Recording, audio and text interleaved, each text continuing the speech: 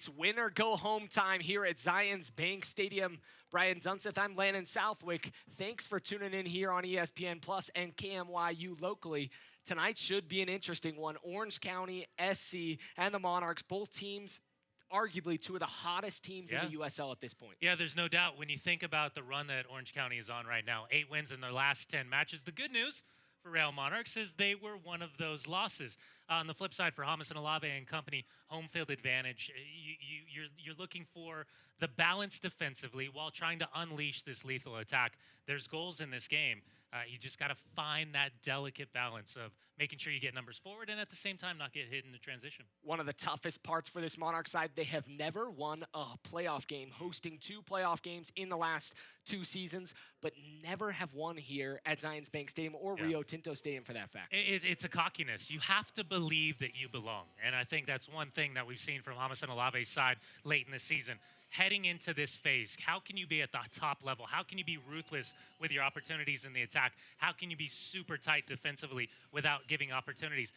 Set pieces, corners, half chances, punishing the mistakes of your opponents. Those all come into play at this point in the season. And those are going to be massive elements to this game. Orange County just played a game, won 2-0 against Fresno, scored on a free kick, or excuse me, on a corner kick to open up the scoring in that game, so they're capable. We're going to toss it to our first break, and we'll be back with starting lineups next.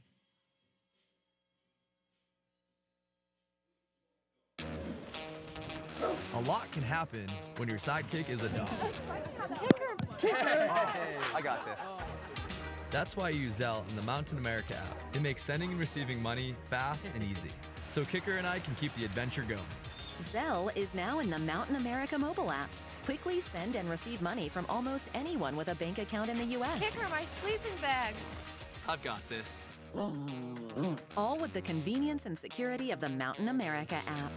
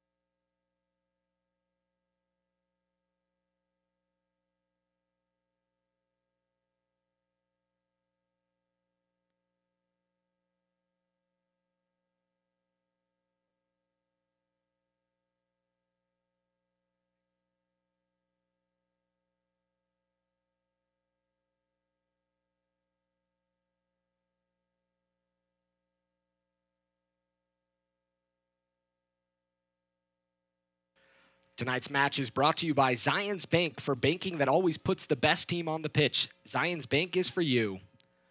By LifeVantage. Learn how you can take control of your own biology at lifevantage.com. It's another beautiful day here in late October for some playoff soccer here at Zions Bank Stadium. Dunny, let's check out the starting lineups for both sides, starting out with Orange County. Yeah, no changes coming off the 2-0 win at home against Fresno. Walker Hume, Michael Orozco, they'll be the defensive presence across this back line. Keep an eye on Aiden Quinn as he provides that balance out of the defense into the attack. But it's all about the Jamaican international, Michael Seaton, the 23-year-old. 12 goals, 5 assists, spearheading the attack for Orange County. Now let's check out the starting lineup for Hamas and Olave. And a lineup we've seen pretty consistently, but the flat back, or excuse me, 5 in the back has been a real change that's been efficient for this Monarch side. Yeah, we like to talk about formations. Is it a 4-4-2? It is a 3-4-3. I think it all depends if they have the ball or they do not have the ball. But it's a sprinkled influence from Real Salt Lake with Eric Holt, Tate Schmidt, Justin Portillo, and Luke Mulholland. Obviously, Michael Chang up top, Douglas Martinez. Between those two, 29 goals, 11 assists for the front runners of the Monarchs. And Douglas Martinez has been a guy that this Monarch side has relied on heavily throughout the season. 16 goals, like you mentioned.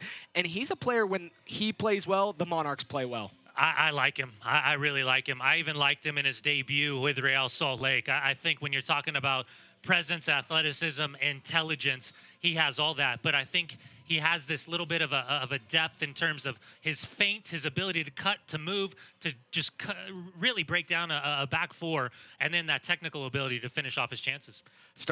Tonight, our officials for tonight's match, Ishmir Petmik in his 52nd USL game in his career, alongside Shane Kennard, Matthew Rodman, and Brad Jensen as we're underway. Monarchs are going to be moving from left to right across your screen. Orange County, and they're all whites. Tate Schmidt will get a touch. Monarchs are going to be pretty consistent on swinging along the back line, keeping some possession in their 3 center backs tonight. Well, we'll take a deflection. It'll be a throw-in for the Monarchs. Monarchs entering tonight 16, 10, and 8 on the season. Orange County 15, 10, and 9. Throw in for Schmidt. Trying to find Chang. Over his head, and Orozco, who's wearing number 99 tonight in the match instead of his usual number 6.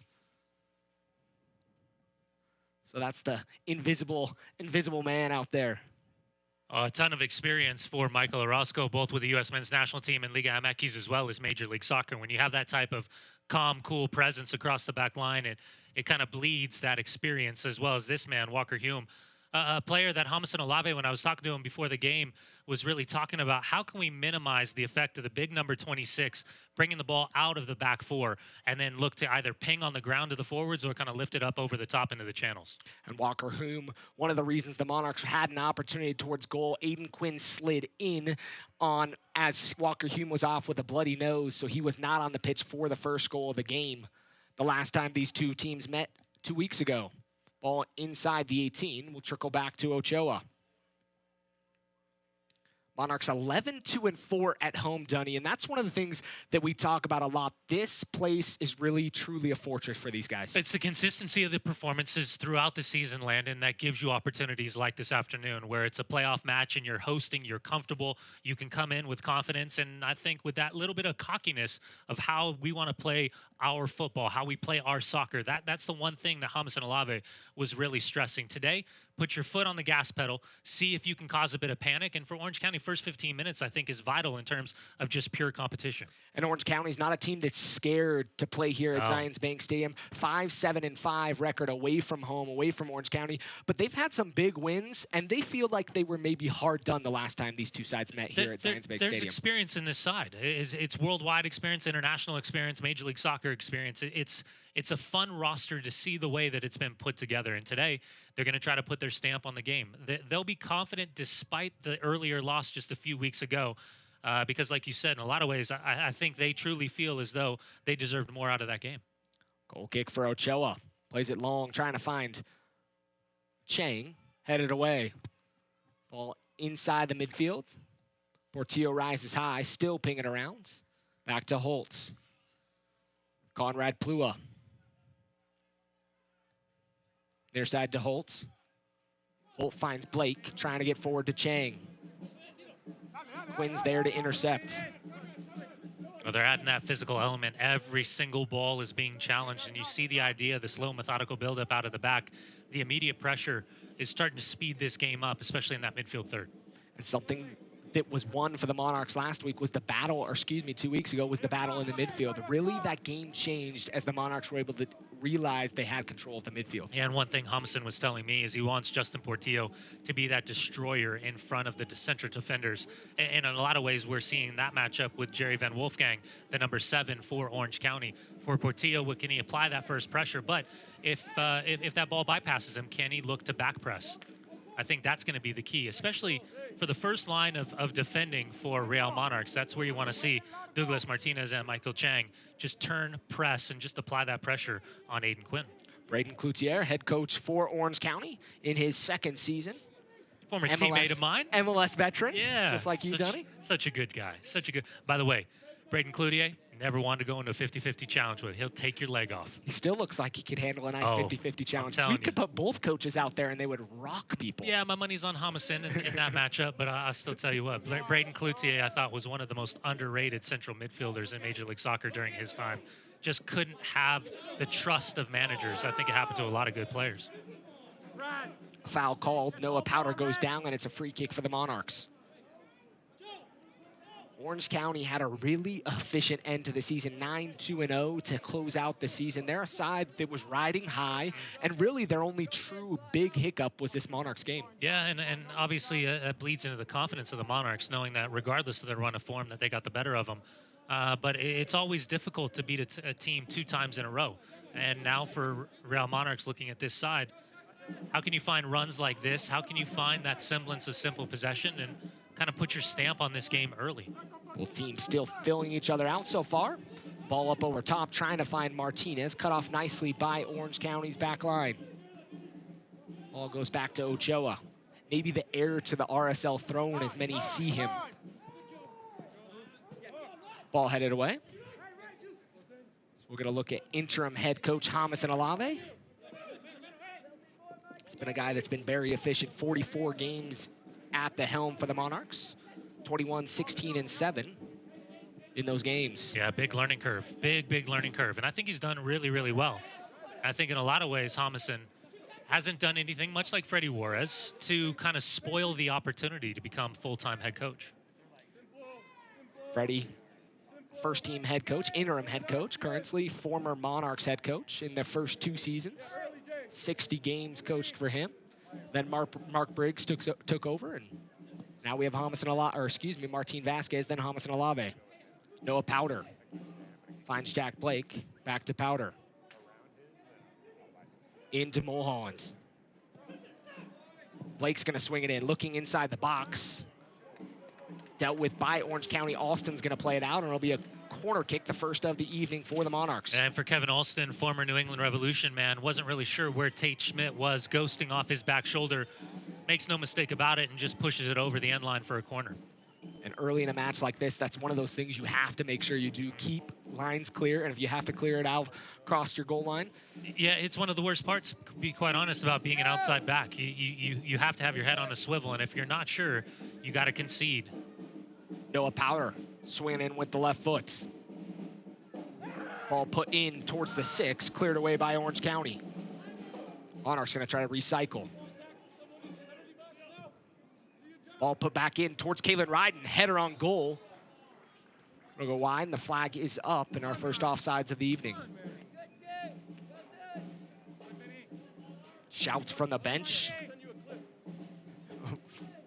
for a foul, maybe a penalty kick call.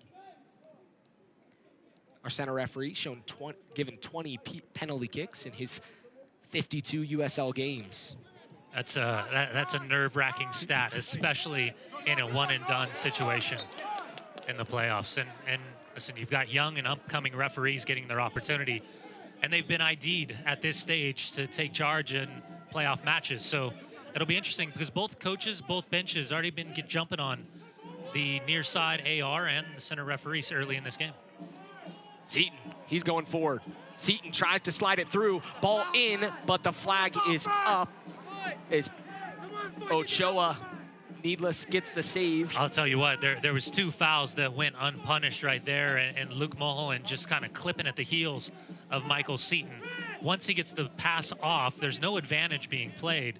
It's the run off the shoulder where the AR on the far side raises his flag, and I think the Monarchs get away with one, and I think Braden Cloutier has every reason to be having a go at the referee. I thought there were 2 fouls committed on Seaton, that should have been called. But Seton stayed on his feet, trying to go forward.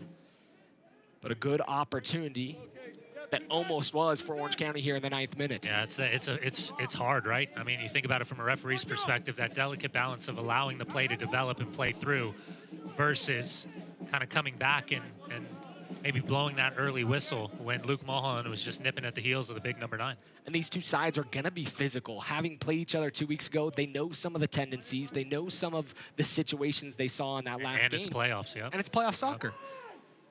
You would expect nothing less from both these sides, especially with the experience that Orange County brings from the playoffs. 2018 was a very successful year for them, advanced to the conference finals, only to lose to Phoenix Rising. Yeah, and Orange County's done a very good job, I think, in the first 10 minutes of this match. I've enjoyed watching their defensive shape.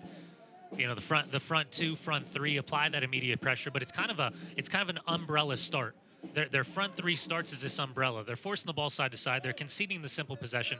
But the moment that breaks that line into that midfield third, that first line of contention starts trickling through, and you're seeing kind of more and more numbers push higher up the line.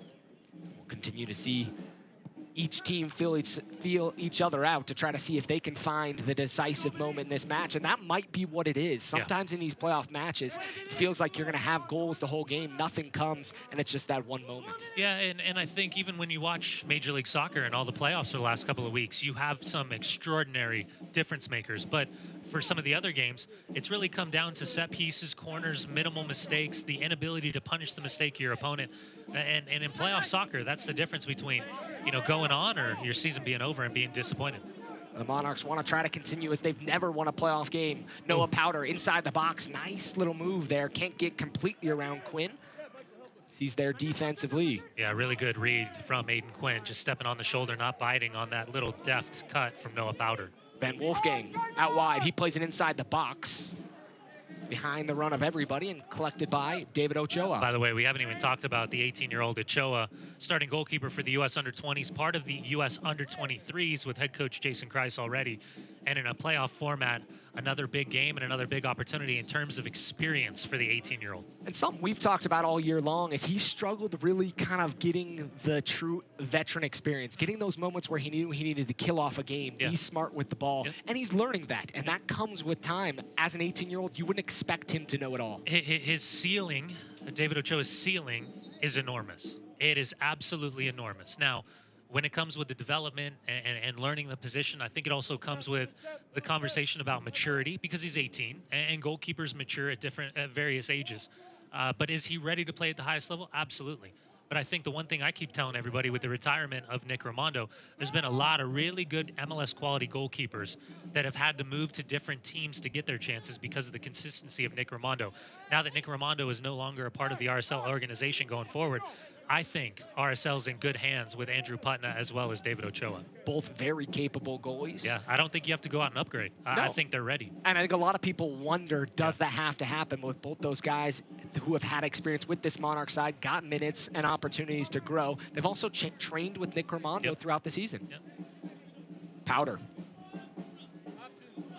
Blake right in front of him. Monarch's going to swing it along their back line. Ryden looking forward, trying to find Schmidt.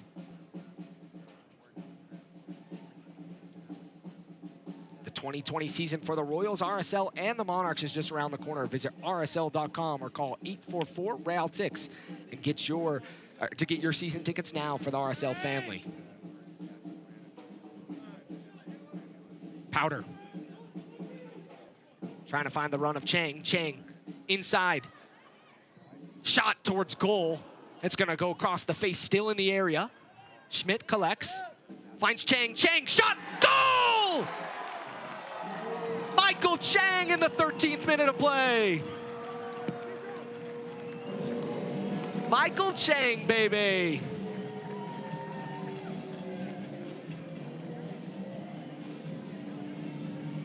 Oh, for all the kids out there that want to be a goal scorer, watch Michael Chang and the way that he recalibrates his run after the earlier opportunity from Douglas Martinez.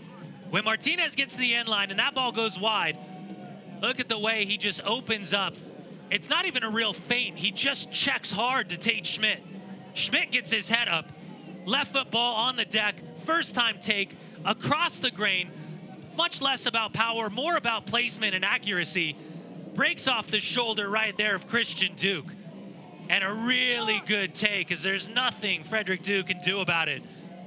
And a solid early 1-0 lead 14 minutes into this match. Something that needs to be better from Orange County there is the marking of the high runs like of Michael Chang. He's trying to slide off that hip of Duke, and Duke just wasn't able to follow. Yeah, you got to stay touch tight in a situation like this, and you can't get beat. You can't get ball watching. I think for Christian Duke, it's just that split second of being indecisive of exactly where he needs to be with Tate Schmidt in possession. And the assist there by Tate Schmidt, served in a perfect ball, knew exactly where Chang was making his run, put it right on his foot, and passed Frederick Duque. Free kick coming for Orange County here in the 15th minute of play.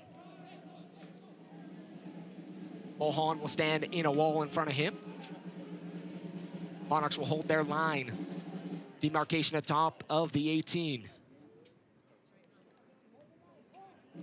Forrester's going to stand over the free kick. 3 goals, 6 assists on the season. Plays it inside the box. Nice ball, looking for Aiden Quinn, just out in front of him.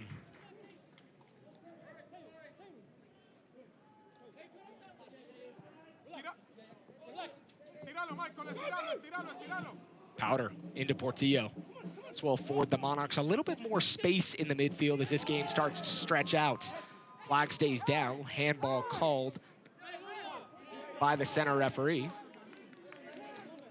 And see the flag up here on the near side calling for it, but our center referee called it from behind. Yeah, unfortunately for Douglas Martinez, when that ball comes off the artificial surface, takes that bit of a bounce, and it most definitely comes off of his arm. Intentional or not, that's going to be the conversation from both managers. Again, Hamilton Alave, Braden Cloutier, both really unhappy with the management from the referees of this game early on. Ball played forward. Forrester going in. Holt, nice challenge there. Looked like he got all ball. Calls for more from the bench.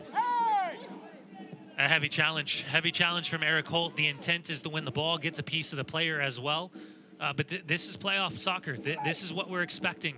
And it's that fine line, Landon, of over-aggressiveness, making sure it's clean challenges versus just that slight bit of hesitation. And sometimes that hesitation is the killer. 1 second too late, and you cause a challenge. Seaton's going to put a shot towards goal, goes into side netting. It'll be a goal kick for the Monarchs. And to your point, a young player like Eric Holt, who had a fantastic college career at UCLA, and I think has put in really, really strong performances with Real Salt Lake. Is that the type of tackle he needs to make at that angle, at that speed, at this point of the game? And I'm not sure he has to make that challenge. It's a gray area, but I'll tell you what, he's also sent quite the message of any player inside of his zone that he's going to be coming through tough tackling strong. And one of the things the Monarchs have showed so far, they're not going to back down from physical challenges. Holtz, he'll get the header. Second ball won by Orange County. Ben Wolfgang running at Holt. He'll play it forward. Well, in Orange County, they've got to just slow down a little bit in terms of their possession, their ability going forward. Chang towards Schmidt. Schmidt can get across. I think he was trying to put it more back post towards Jack Blake, but mishit it. I'll tell you what, if that finds the far post side net, he's going to claim it, but I agree with you. I don't think Tate Schmidt meant to. As he gets his head up, I think the service just gets away from him at the last second. Catches the goalkeeper a little bit stranded because I think he was anticipating more of a ball across his 6 in between the penalty spot. And those are the dangerous ones. Yeah. If it is mishit and it takes that slight deflection, the keeper's not quite on the line because he's expecting the cross to come in. I think for Orange County, this is an important phase of possession. 18 minutes in, you really haven't established yourself in the run of play with the ball in the final third. It's been much too direct for Seaton and Vinicius. I think they want the ball on the deck or they want it in the channels. And I think a lot of these balls have just been kind of hopeful, popped-up balls where they're supposed to battle for the first and second. And the second ball is what they haven't been able to win so far. Some of the first balls have been there. Second ball, not quite. Ball played inside the box, headed away by Kalen Ryden, but it'll be a first corner kick of the evening for Orange County. Yeah, and it just shows you how quickly that Christian Duke or Harry Forster can be dangerous on those kind of delayed back post runs for Orange County. Orange County gonna have a chance at a set piece. Scored last week against Fresno. Forrester scored on a near post run and a beautiful goal by him. Yeah, so it's a hybrid of zone plus marking for Monarchs on set pieces and corners. Van Wolfgang inside the box, headed away by Martinez. Kept in by Orange County. Foul by Tate Schmidt. Looked like a foul by Tate Schmidt. 2 hands, nothing there. Schmidt's gonna get around the first. Can't beat Orozco. Seaton lays it down nicely for Hume. Still inside the box, and it will fall back to Ochoa. I got to be honest with you. You know, let me set the stage. First, I know there's a lot of the fan base up here in Salt Lake City that thinks I might be a little too hard on referees at times. There's some that maybe think I'm right down the middle and I'm fair. I'll tell you what, so far we're 20 minutes into this match, and I'm not sure where the line is in terms of some of these challenges. And I think that's one of the reasons why both coaching staffs have been so vocal with the referees, the fourth officials, and the ARs so far. And one of the things you'd expect is this center referee is probably going to let the game play a little bit. Still early on, Yeah. Monarchs with a 1-0 lead, and sometimes that changes things as goals have been started to be scored. But we'll see how this one plays out as Chang looked like he got an inadvertent That's a dangerous elbow. one. Yeah, that's a dangerous one because Walker Hume, he wins the ball, but then he clatters into Michael Chang. Chang isn't really sure where the challenge is coming from. And listen, it's very, very clean. It's a clean win. But it's that second bump as it comes through. And I don't think Walker Hume's done anything malicious on this challenge. It's just unfortunately one of the dangerous aspects of going up for a header if you're a forward. You're not really sure what's behind you, and you can't really prepare yourself to be hit when that when that collision kind of happens. And at 6'5", your arms get a little He's a big higher man. on some of these Yeah, smaller he's guys like a big Michael old Chang. dude. Yeah, big old dude. Another interesting stat here for the Monarchs at home, 36-5-9 across the last 3 seasons, best record in the USL Championship. And a side that we talked about it, but really efficient at home, just not in the playoffs. Yeah, it kind of gets us into that conversation of what a young organization is. What are the expectations and kind of the immediacy of those expectations? You know, year after year, you feel as though during the regular season that the Real Monarchs are most definitely a playoff-worthy team. But once you get to the playoffs, you have to prove that you're a playoff-worthy team. And I think that's what I was talking about in our pregame. Landon, you got to have a bit of cockiness. You have to have a little bit of swagger to prove that you belong at this level. And it feels like the hump is right there. Yeah. Like the Monarchs, because one of the big challenges in the past 2 seasons making the playoffs, they were riding so high, the wheels fell off in late August, and it really just was stumbling into the playoffs. This is the first year where the Monarchs have been really efficient. Last 5 games against playoff teams, and 4 of 5 wins. Well, and I think there's also a conversation to be had, and for those that are kind of watching the broadcast and haven't really been paying attention to what Real Monarchs, Utah Royals, Real Salt Lake, and what the development academy looks like out here in Harriman, there's a direct pipeline. And whether you talk to Freddie Juarez or you talk to Mark Briggs or you talk to James and Olave or even Martin Vasquez, as Monarchs prepare each and every week, they're not always sure which Real Salt Lake players are going to come down. So you got to kind of have this understanding if you're just a Real Monarchs player of, okay, no matter how well I play, there's a chance that I might not play the next week if a Real Salt Lake player comes down. But when you see a David Ochoa, an Eric Holt, a Tate Schmidt, a well, not so much Luke Mulholland, but a Douglas Martinez, and that immediate Justin Portillo, that immediately pathway to Real Salt Lake, I think more and more players are going to want to be a part of this organization because they're seeing there's a reward, there's an opportunity. I mean, look at Justin Portillo and the performances that he's put in last season, earning him an MLS contract, and this season with Douglas Martinez taking every opportunity and now being an RSL player. And that's one of the big things is Orange County's going forward. Seaton, again, turf monster catches his left foot, and he goes down. It'll trickle out. But one of the things that is truly that dream here in U.S. soccer, building a stepping ladder for guys to go from the academy all the way to the first team. Yeah, and the infrastructure, right? A development academy to a USL team is an important step, and a USL team to a parent club in Major League Soccer is an important step. But I don't think one size fits all. I don't think every USL team has to be attached to an MLS team. And I think that's kind of the beauty of what we're seeing in USL and USL League 2. Goal kick for Ochoa. First ball won by Michael Chang. Martinez. Martinez gets taken down by Hume. Tate Schmidt out wide. Finds Mulholland. Mulholland to Blake. Clattered into by Forrester, and now it's going to be a free kick just outside the area. It looks like Forrester probably going to get a warning from the descent I think he's actually pulling Walker Hume over to have a conversation about the hit off the ball with Douglas Martinez. I don't know, man. I thought that looked like a really good challenge right there.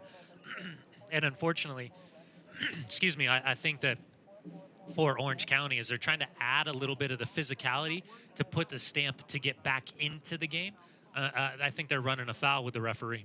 Walker Hume, just a slight move. It's one of those he knows what tactical things that you do in the run of play. Maybe throw a player off just slightly. Martinez went down, but a free kick coming for the Monarchs. I can't tell you throughout the course of my career how many times I dropped the shoulder off the ball on an attacker just to throw him off the run.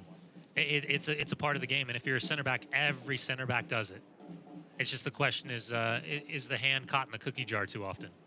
Monarchs have scored 5 goals on free kicks this season.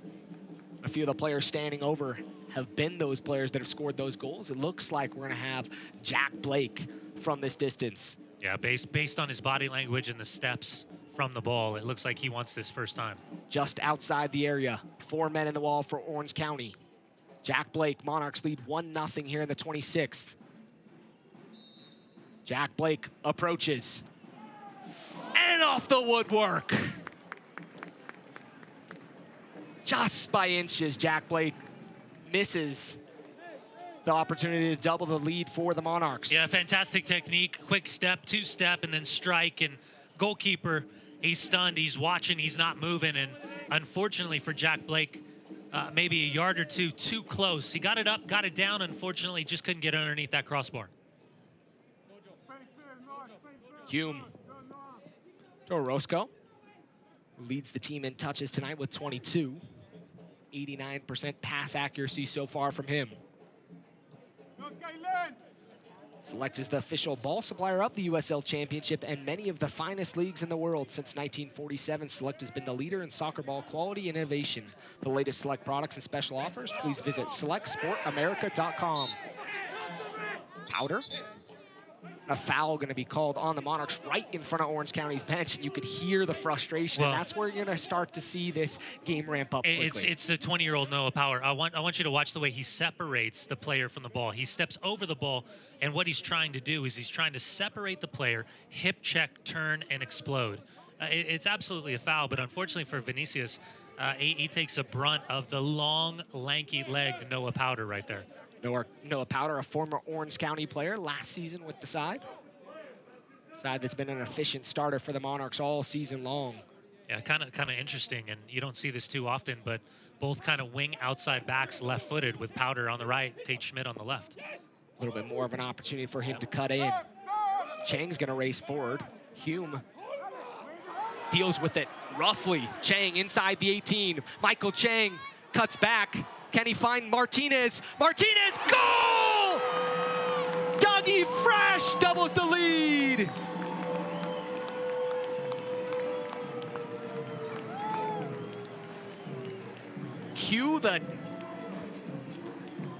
Just cue the music. Teach me how to Dougie.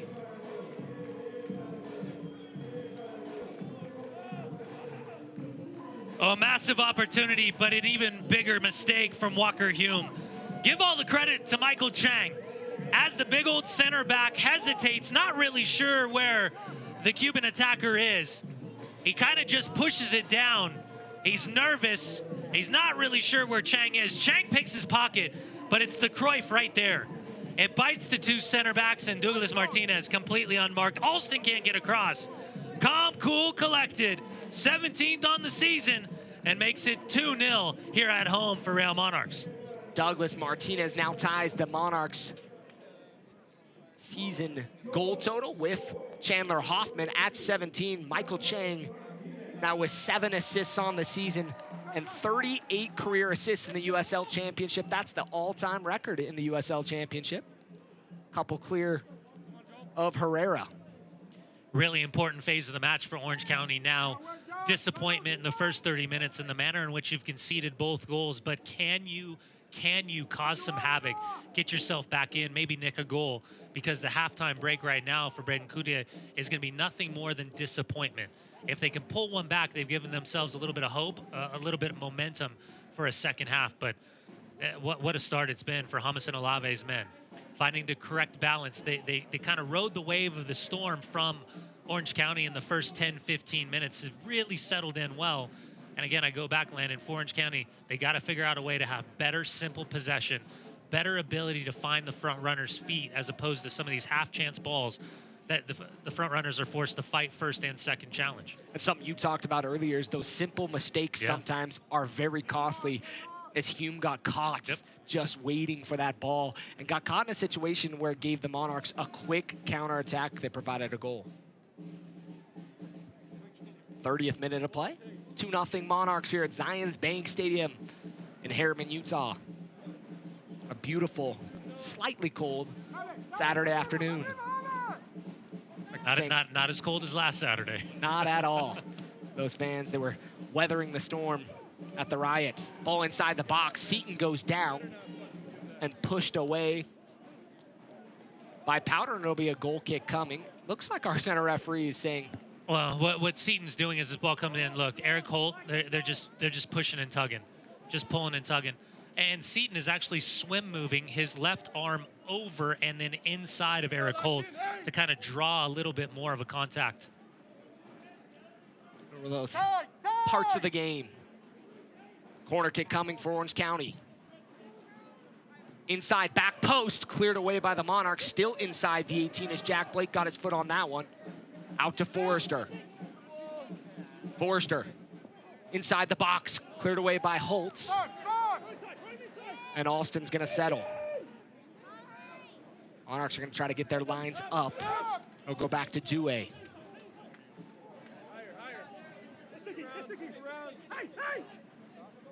Duke. To Forrester.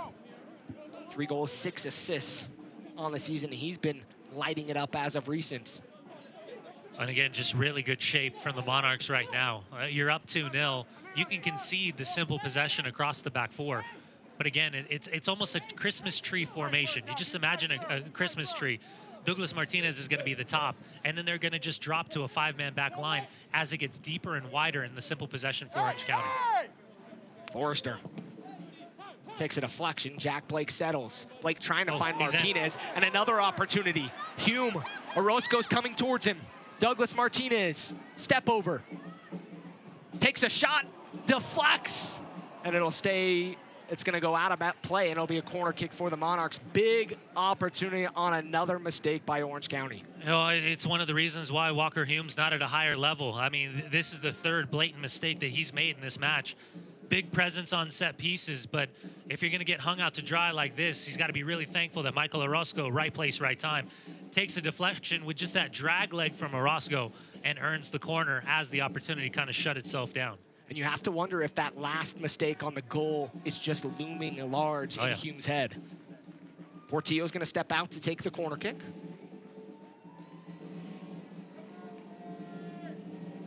Monarchs have everybody 4.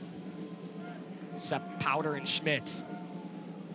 Portillo will send it in. Right towards Dewey, who punches it. Still outside the area. Mulholland puts it towards frame. And just could not redirect it at the angle he needed to. We joke around with Luke Mulholland. His nickname's a special ingredient because every time that he's in a team, he just kind of adds something just a little bit different. He has that special bit of quality. His work rate is unbelievable. But unfortunately for Luke, it's been 2 years where that back injury and that surgery has kind of led to these little knick-knack type of injuries. And unfortunately, didn't have the season that he wanted in 2019 for RSL's first team. But when given the opportunity with the Monarchs, I think he's been a big presence, a big voice, and a big part of the experience for the Monarchs. Having contributed and been one of those veteran guys that the Monarchs need. Some of these young players really are still looking to these older players to say, what do I need to do on a day-to-day to be successful? Yeah, it's the quality in the training sessions. It's the conversations. He's going to see yellow. It is a late challenge, and really no argument whatsoever for me for the way Mulholland was behind. He had the simple possession. He just went to ground. It was a little bit too late, and he just kind of lifted up Christian Duke. Take another look as he comes across. Yeah, he's late. He leaves it in. Is it a talking to? Is it a yellow? I think that becomes the conversation. Well, and you wondered as stuff started to happen if this game and our center referee, Ishmir Petmik, wants to start reeling things in a little bit to make sure it doesn't get too crazy. But after some of these challenges, I would say that's probably the softest of the challenges that we've seen that potentially could be in contention for a yellow. Quickly taken. Duke. Ball played inside the box, looking for Hume. Hume heads it down, back post, opportunity and a goal! A beautiful goal by Orange County as they pull one back here in the 35th. Oh, Michael Orozco scissors at the back post, but bigger questions is why the big center back is completely unmarked by Real Monarchs. Massive, massive goal. And the moment that ball hit the back of the net, Orange County's bench just jumping up immediately. This is the size of Walker Hume. First touch goes to the back post. Whether he's ghosting, he's floating, or it's just a missed mark, that is a fantastic goal from the 31-year-old. Incredible amount of technical ability to go full side volley bike on that, and just nothing that David Ochoa can do as he lifts his hands in hopes that maybe the AR on the far side would have flagged Orozco in an offside position.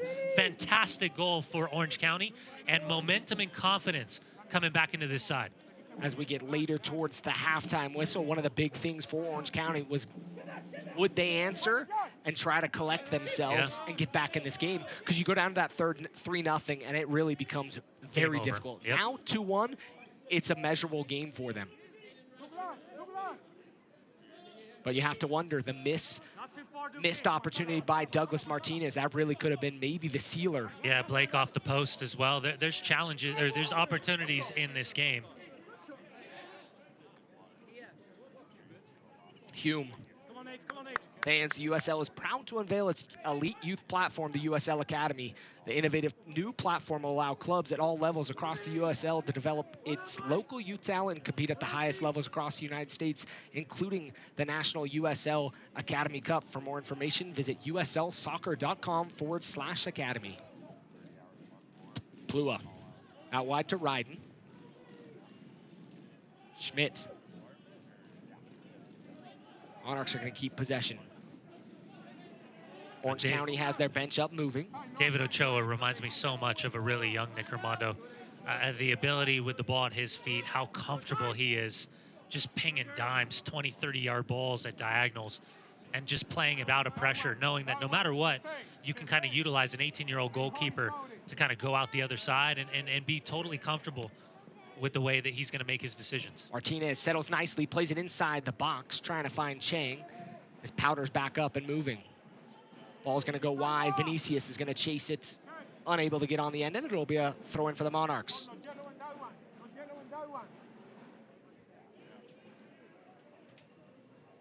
Ryden into Plua. And one of the things the Monarchs have really started to get their grasp on is this 5 in the back. Yep. It was something they struggled with, but went down to the likes of Phoenix Rising and produced the results. And it just started to click for them here in the last few weeks. Yeah, I would say one of the things is having a guy like Eric Holt. I mean, once you throw Eric Holt back with this group and bring him down from Real Salt Lake, it affords you the opportunity to kind of play that hybrid of 3 center backs, which then allows a guy like Tate Schmidt, who's what we're used to seeing as a front runner or a player in a wide 3, asking him to play a little bit more with width, a little bit more responsibility on both sides of the ball. So I think in terms of the format, the formation that Homison can roll out, whether it's 4 in the back or it's kind of this hybrid of 3 in the back, it's all based on the personalities of the players that he has available to him. And I think this formation itself and the style in which they're playing, I really do think it gets the best out of this group of players.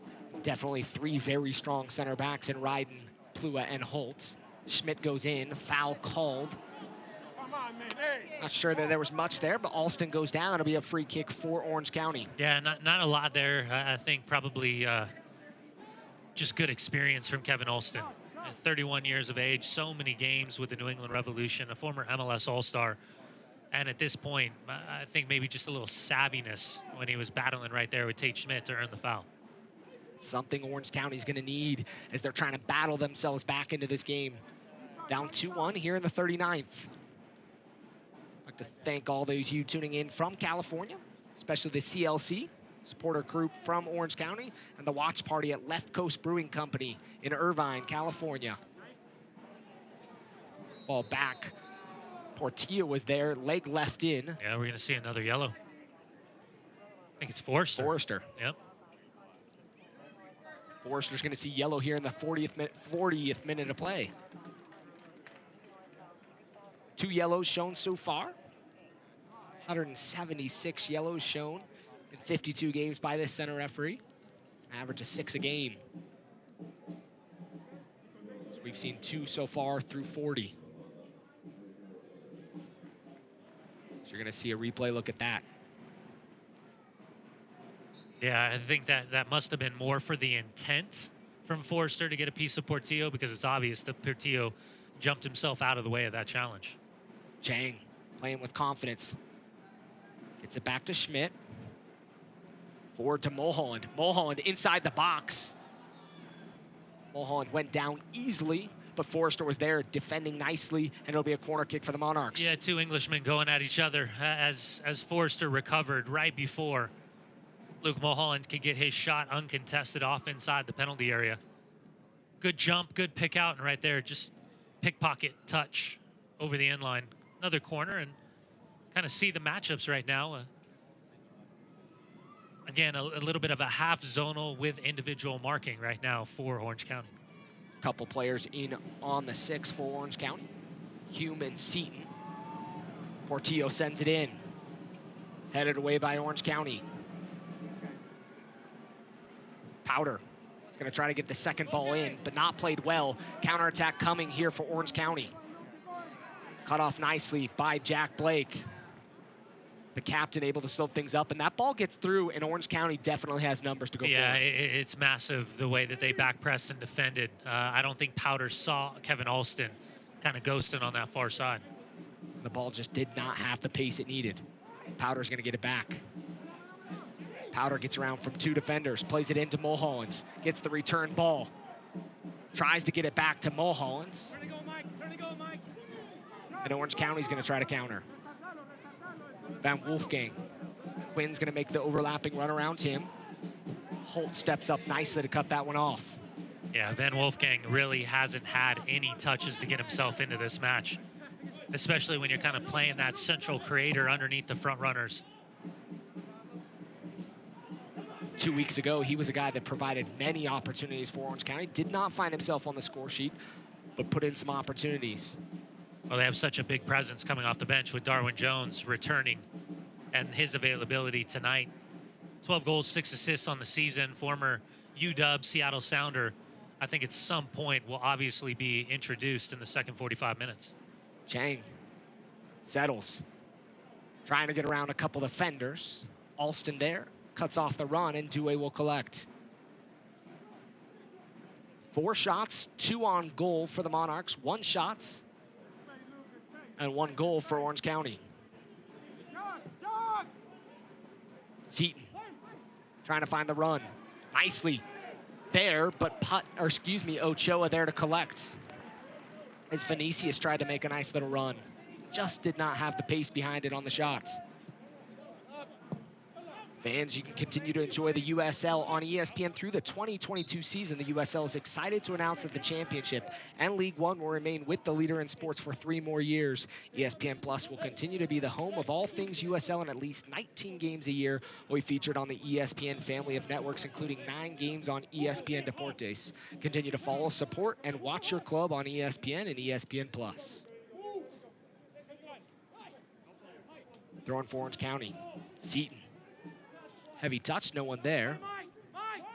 We'll let it roll to Orozco.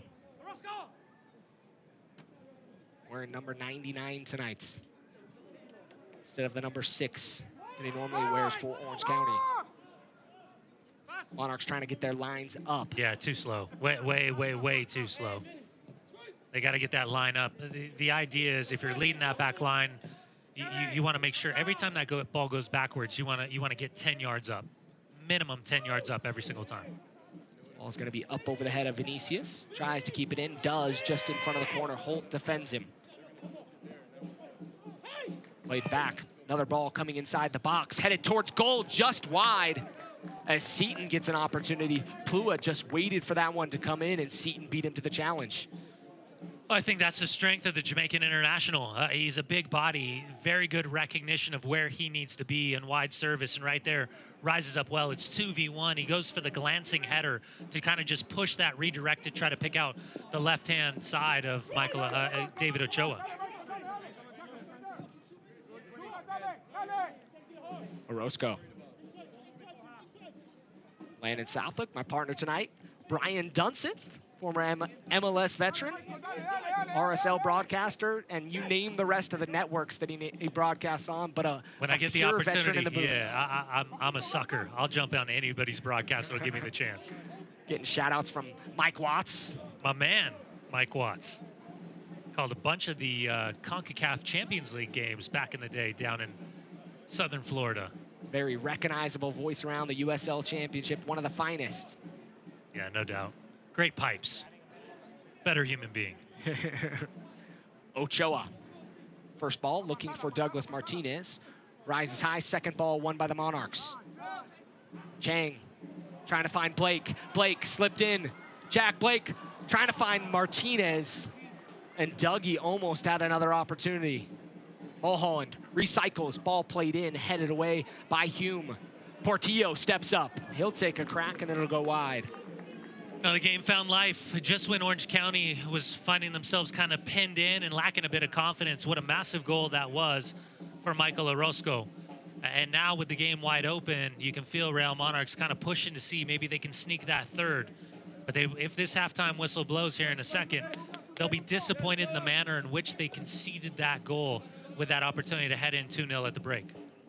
2-1 here at Zions Bank Stadium. 2 minutes of stoppages. We're unofficially almost through one. Quinn, play it wide to Orozco. Monarchs trying to keep their lines clean.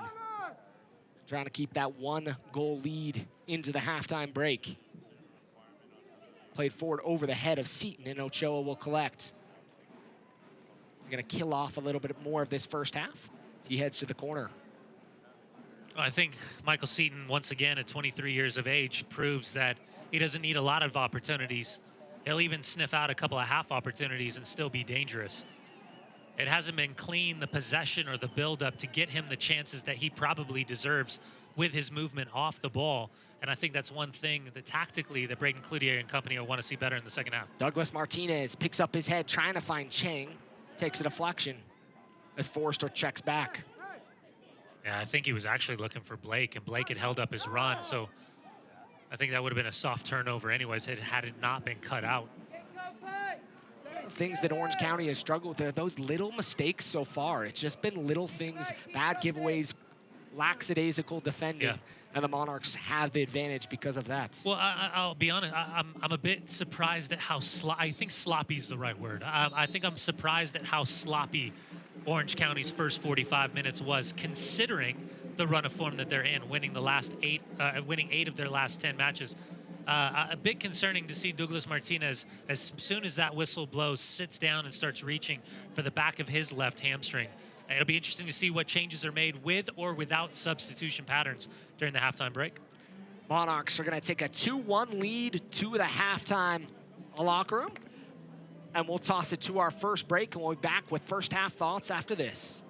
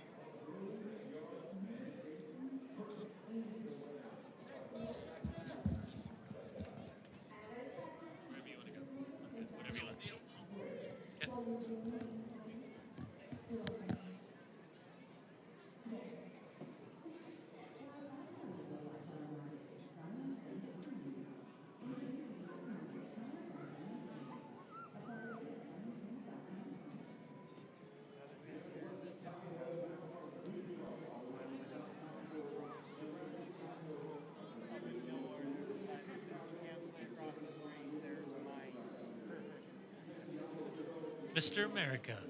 What's up, brother? Congratulations. We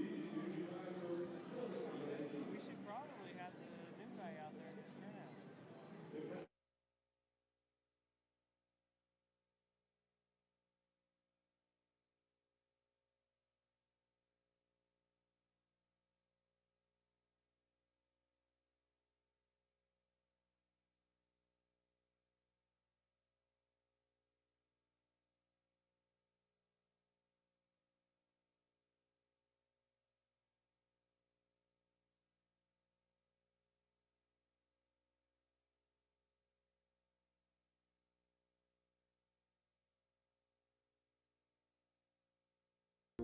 North Texas Soccer Club, Greenville Triumph. Who will be the one? Going for goal, a great save from Zobek. Almaguer going for goal, pushed aside by Jay. Reflecting around, the shot coming, and it's in! The opening goal for North Texas. And there's the final whistle. North Texas Soccer Club, #1 in League One.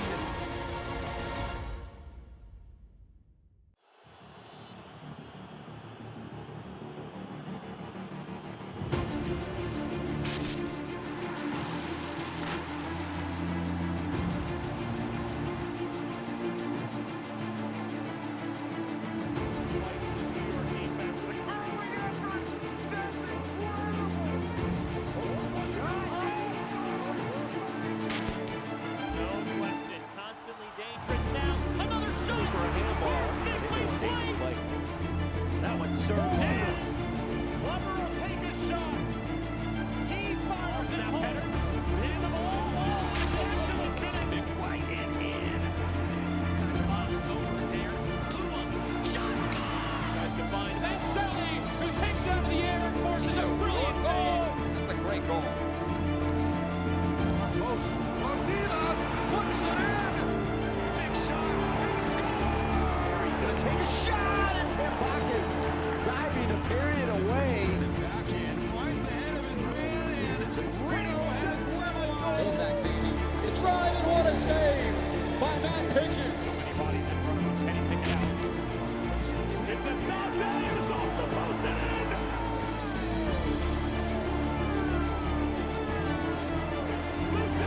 It's right on.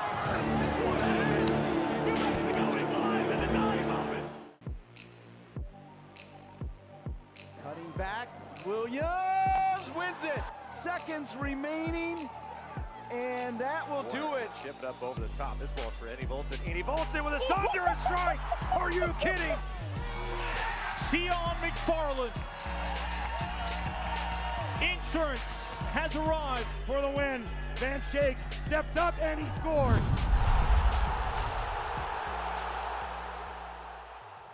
We're back here live at Zions Bank Stadium. Monarchs lead 2-1 on this beautiful Saturday afternoon in a game that kind of got a little crazy towards the end of the half, kind of ramped up. Let's check out some storylines for this match. Monarchs enter the match 36-5-9 in the last 3 seasons at home, but we like we mentioned 0-1-1 all-time in the playoffs here at home. Orange County closed the season 9-2-0 as they've been really efficient late in the season.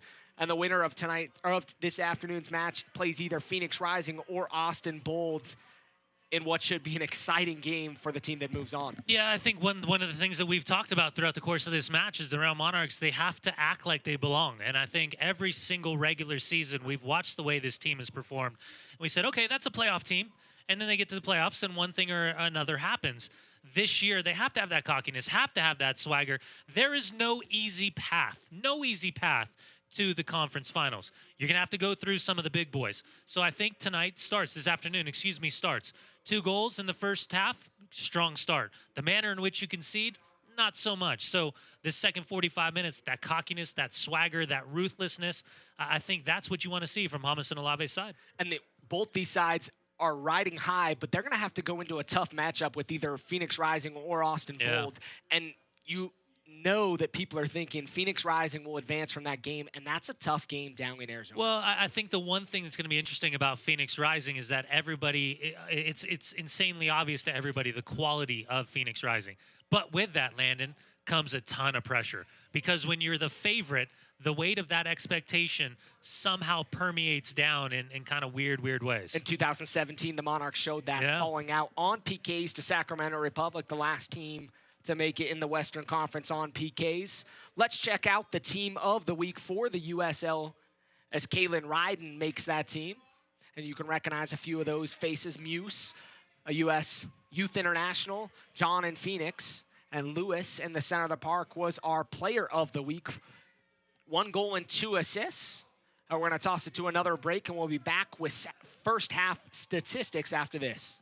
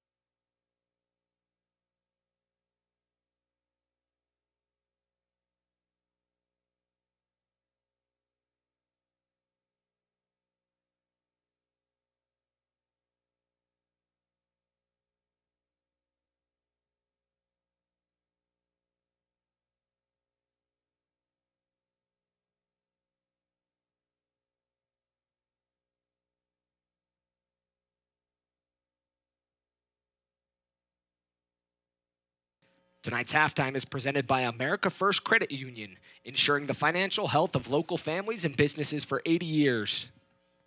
By Steward Healthcare. Steward, world-class healthcare where you live. Visit www.steward.org. 45 minutes of soccer left in regular time. Yeah. Can either of these teams gut this game out and see that 45 through? Yeah, I think obviously both have a different or varying degrees of how they're looking at that first 45-minute performance. And I think what I said, if Orange County can get that goal heading into the halftime break, that'll give them an advantage in terms of the momentum and the confidence, because it looked like after that second goal, they could potentially be dead in the water.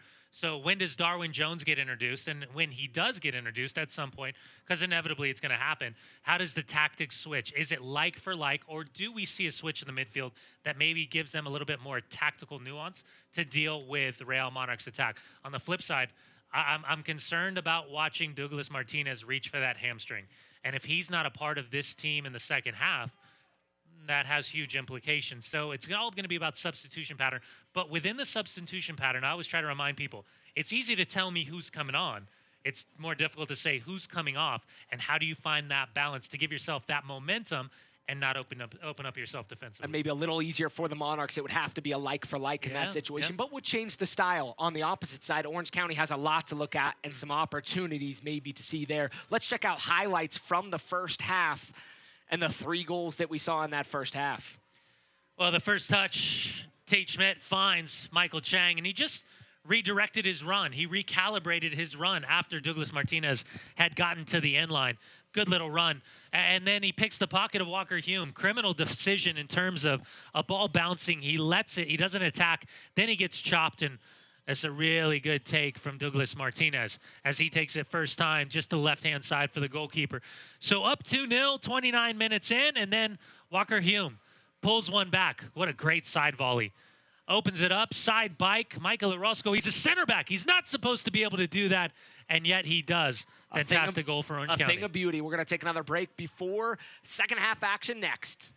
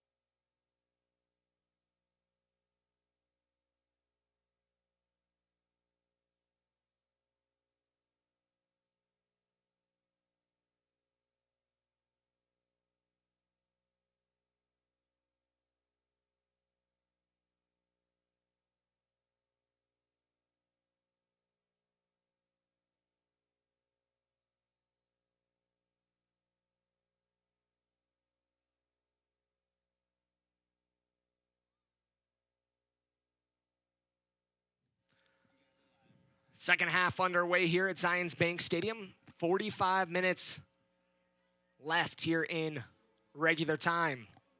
2 substitutions made, 1 from each side. Monarchs were forced to make a substitution as Douglas Martinez came up limp at the end of the first half, as he'll be replaced by the Syracuse native Kyle Coffey, University of Washington. 6 goals on the season. On the opposite side, Jones has entered the match for Vinicius.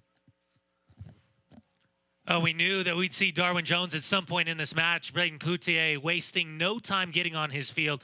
So he substituted and sacrificed the 21-year-old Brazilian to bring in Darwin Jones. Again, 12 goals, 6 assists for the former UW and Seattle Sounder. And the attack just got a lot more potent from Orange County, as Schmidt's going to be fouled.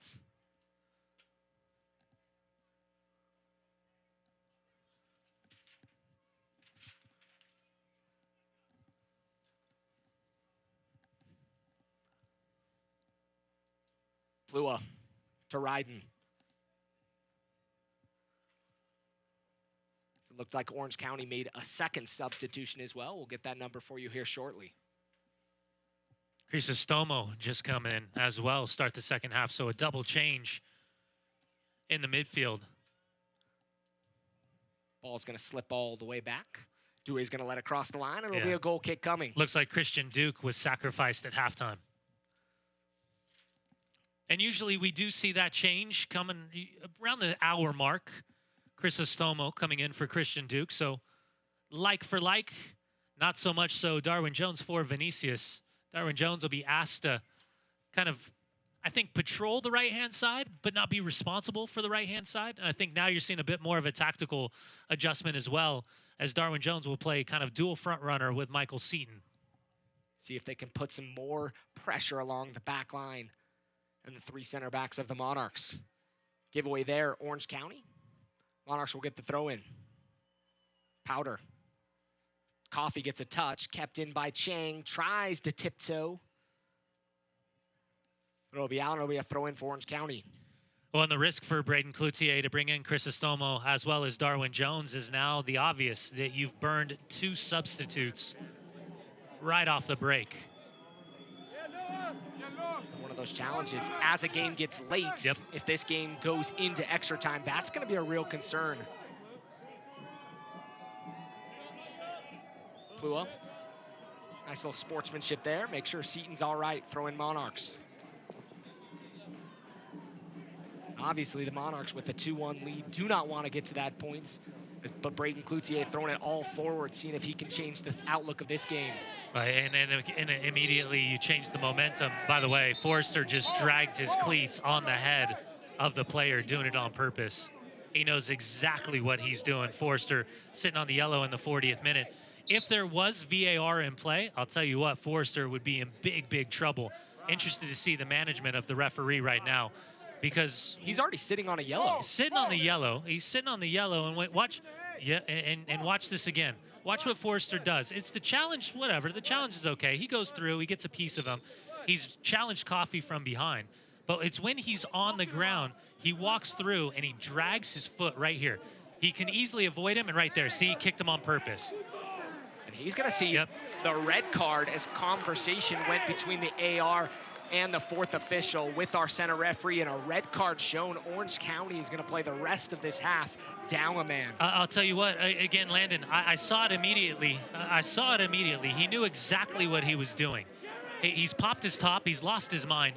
It's criminal to be in a situation where you've afforded the referee an opportunity to make a decision. There's nobody's fault but his own. Harry Forrester deserves this second yellow based on the stupidity of dragging his foot over a player that's on the ground and kicking him in the head. Was it a malicious intent?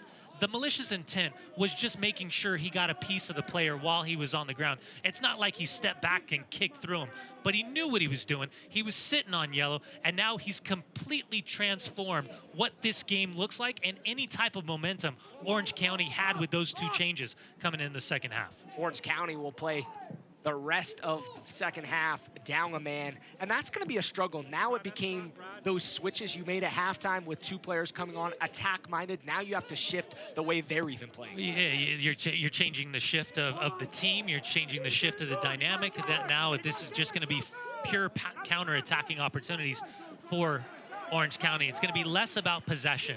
It's just going to be, can we win the ball, and how quickly can we find the front runners? Now for Real Monarchs, they've got to kill this game through possession. And make no mistake about it, I understand the amount of time that's left in it. But what I'm saying is killing the legs of the opponent. You have to force them to chase through the simple possession. This is worst case scenario for every player on Orange County. Now they know they're going to have to chase shadows for the better part of 40 minutes, and they're chasing the game. Death by a million paper cuts. Yeah. Death by possession, man. It's the worst as a defender. Monarchs will get the throw in. But again, the selfishness of the decision from Forrester, combined with the stupidity, recognizing he's sitting on that yellow card. He's got no one else to blame but himself. You can't put this one on the referees whatsoever. They did their job. They did what they were supposed to do. And I'd be saying the same thing if it was a Real Monarchs player. And the thing is, it might have just been a straight red in a situation like that. You cannot do stupid things like that, especially in the playoffs. Putting a foot on a player, just dragging a cleat on a player while he's down. Again, you know what you're doing. Ball in. Coffee almost gets on the end of that as Douay comes off his line, but a decent opportunity for the Monarchs here in the second half. Coffee gets in behind the former La Roca man, Utah native, UW striker. He's got goals in him, 6 so far this year. It's just going to look different, much different than Douglas Martinez. Not that it's worse, just different, his partnership with Michael Chang. And it'll be interesting to see how Chang and Coffee connect up, as we saw the connection between Chang and Martinez. Well, and it's going to be important because right now you have to think worst case scenario. You have to think that there's a good chance that Douglas Martinez won't be available. So if you're Kyle Coffey and you're Michael Chang, right now it is about this partnership, because this could be potentially the 2 front runners in the next round if you close this game out. Douglas Martinez and Michael Chang, one of the best attacking duos in the USL Championship, second only to Asante and Flemings from Phoenix Rising. 30 goals, 12 assists for the 2 here for the Monarchs. 37 goals, 25 assists for the duo from Phoenix Rising. Ball out wide. Seaton inside the box. Jones tries to go towards the line. Down to ground is Holtz, and it'll be a corner kick coming.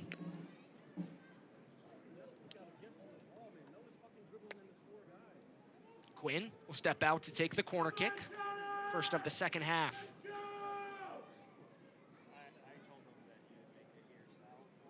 Third of the match for Orange County. 54th minute of play. Monarchs lead 2-1 here at Zions Bank Stadium. Ball whipped in. Schmidt clears. Portillo gets a touch. Mulholland trying to get around Alston. Two MLS veterans. For the Monarchs, there's a couple things at play defensively, Landon. You're up 2-1. It's 54 minutes. You know you obviously have just gone down with that red card right at the start of the second half. You really do have to limit, optimistic opportunity right there. You have to limit the amount of silly set pieces and fouls that you concede anywhere in your defensive third. Because if there's one massive strength and a way back into this match for Orange County, it's very simple. Set piece opportunities, corner kicks. And with the likes of Walker Hume, a 6'5" center back, you're always going to have opportunities. Yeah, and Orozco, we've already seen him sitting at the back post picking up the second bites. His isn't even the height. There's the beautiful, elegant finish by him.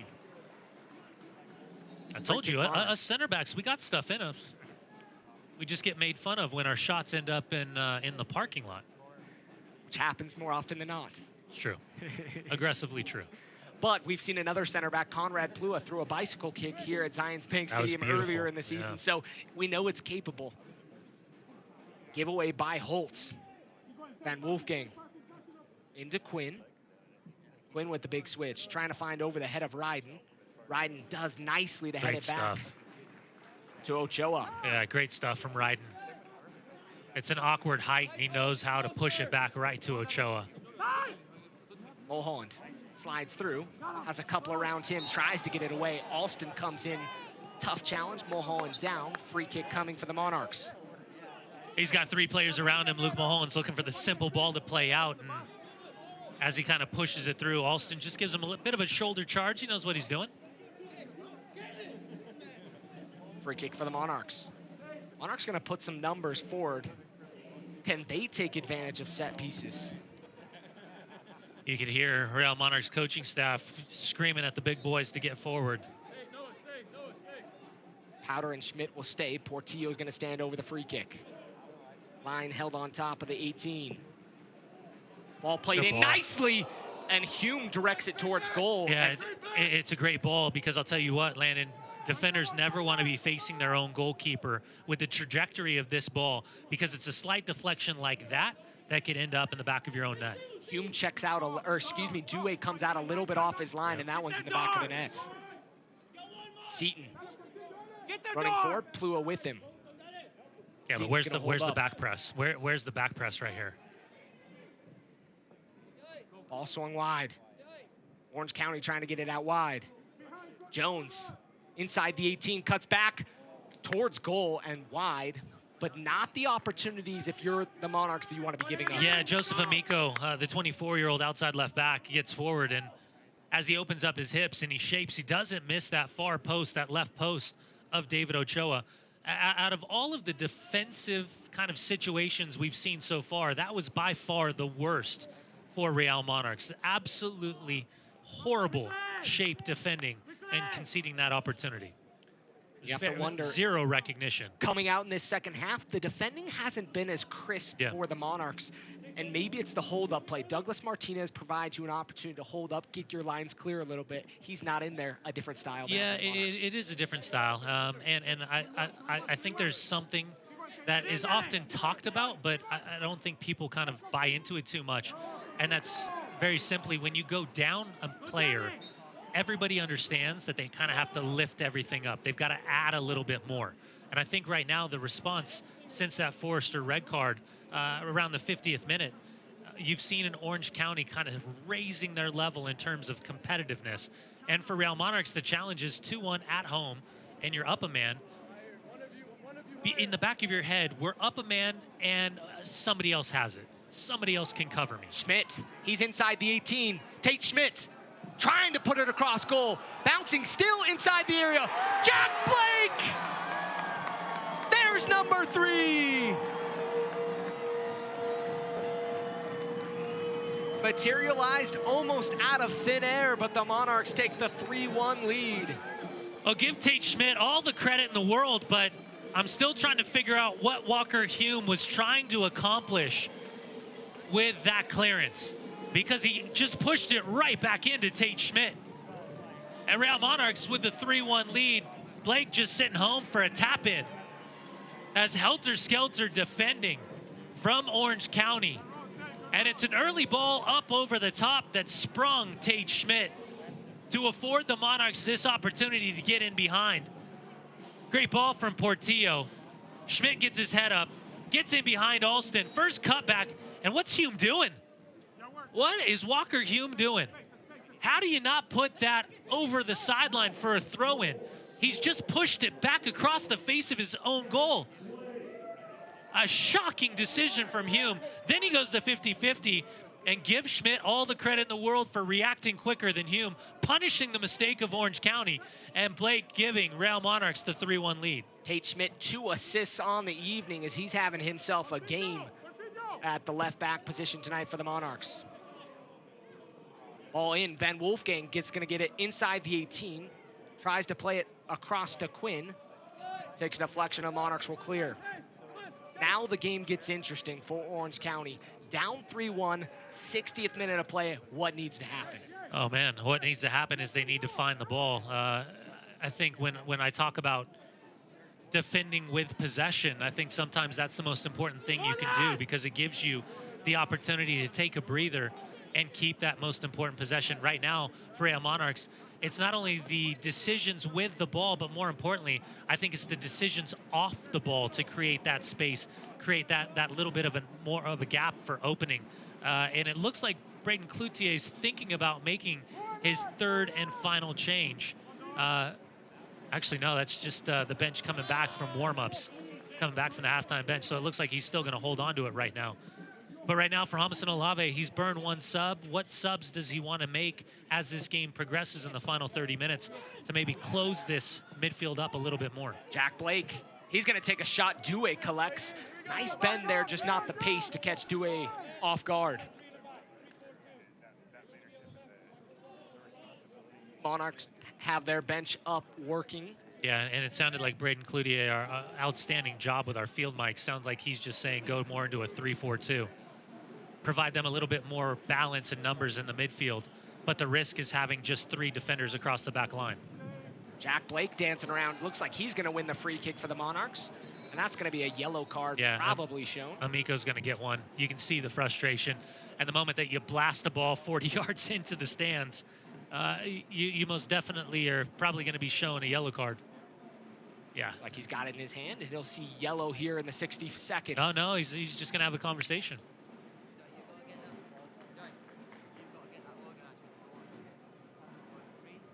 Just a slight conversation. Well, and I'll tell you what, he's a lucky man. He's a lucky man right now not to see yellow. You don't see that very often. Yeah, when you're antagonistic and you just smash a ball out of frustration, that's usually the easiest one. So we are going to see the third and final change from Bladen Coutier. It looks like Godoy's going to come in. The question is, who's he going to replace? You have to wonder if they're going to start to throw numbers forward, keep in Seaton, Jones, and Godoy maybe kind of attacking as that trio up top. Yeah, it looks like Amico's going to be sacrificed. That'll be the back three that Braden Cloutier was talking about: Walker Hume, Orozco, and Kevin Alston. Now, where will Godoy kind of sit, the 24-year-old UC Irvine, former Big West Player of the Year? Chang, nice driven ball towards goal, collected nicely by Dewey. He kept that on the ground, a nice little worm burner, trying to catch Dewey off guard. Good use of verbiage right there. Worm burner's the best. Oh, you gotta love those worm burners. On a nice fall evening. Not quite an evening yet. Dew on the ground. Yeah, I'm really interested to see where Godoy comes in. Usually a guy that comes in the final 30 minutes of a match. But Godoy replacing Vinicius. But with Darwin Jones back, it'll be interesting to see kind of where he lines up. You got to take the risk. It's 3-1. You're down 2 goals. You're down a man. You're chasing. There's less than 30 minutes remaining. This is one of those that either gets you back in the game or opens this game up for maybe a 4 or 5 goal deficit. And sometimes you just got to risk it for that you biscuit. Have to. Whoa. You know, whoa. The big biscuit. That's another down. Luke Mulholland shout. 3-1 down. It's not game over yet. Yeah. Orange County is a man down. Kyle Coffey running at the back line.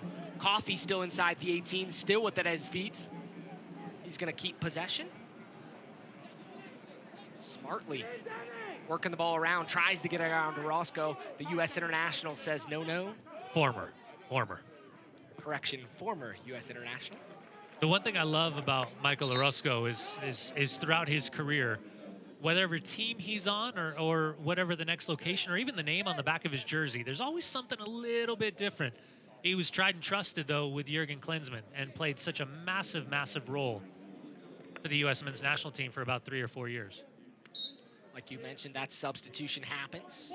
D'Amico's sacrificed to bring on another attacking player in Godoy. You gotta sacrifice one across the back line, and it looks like Kevin Alston will go over on that left-hand side of the back three.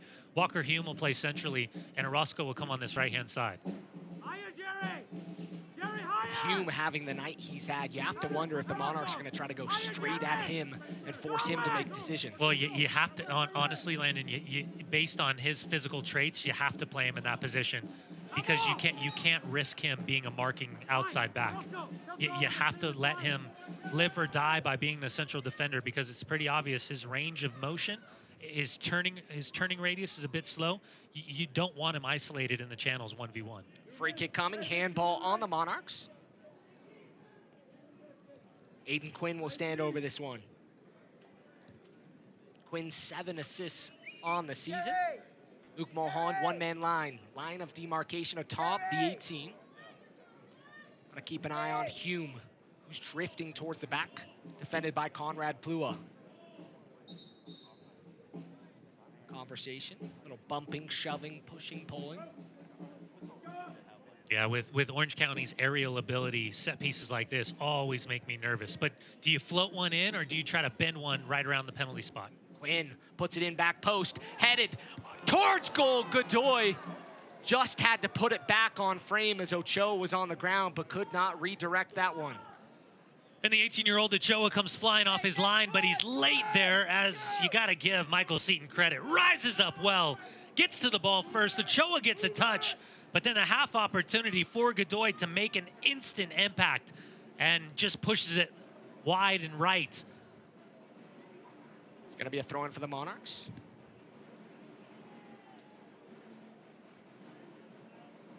The 2020 season for the Royals, RSL and the Monarchs is just around the corner. Visit rsl.com or call 844-REAL-TICK now to get your season tickets for the RSL family. A lot of soccer here in the state of Utah. Through the spring, summer, and fall. Coffey to Mulholland. Couple players trying to figure out who's in that space. Portillo checks into it. Out wide to Chang.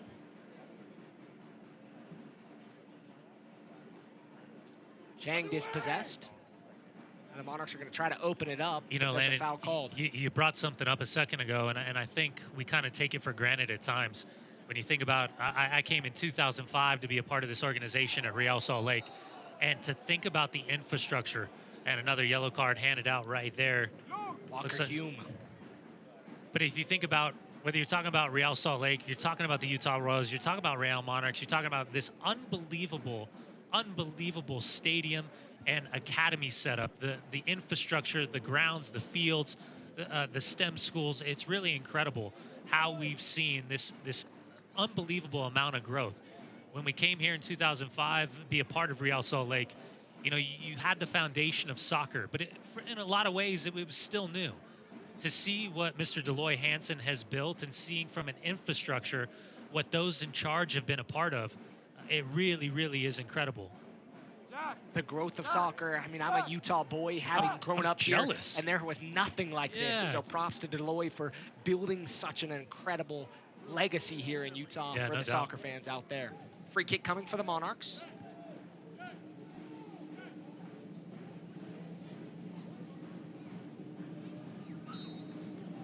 Noah Powder will stand over this one. Portillo right next to him. Powder will take it. Clipped in to Plua. Plua rises high, flag up on the far side.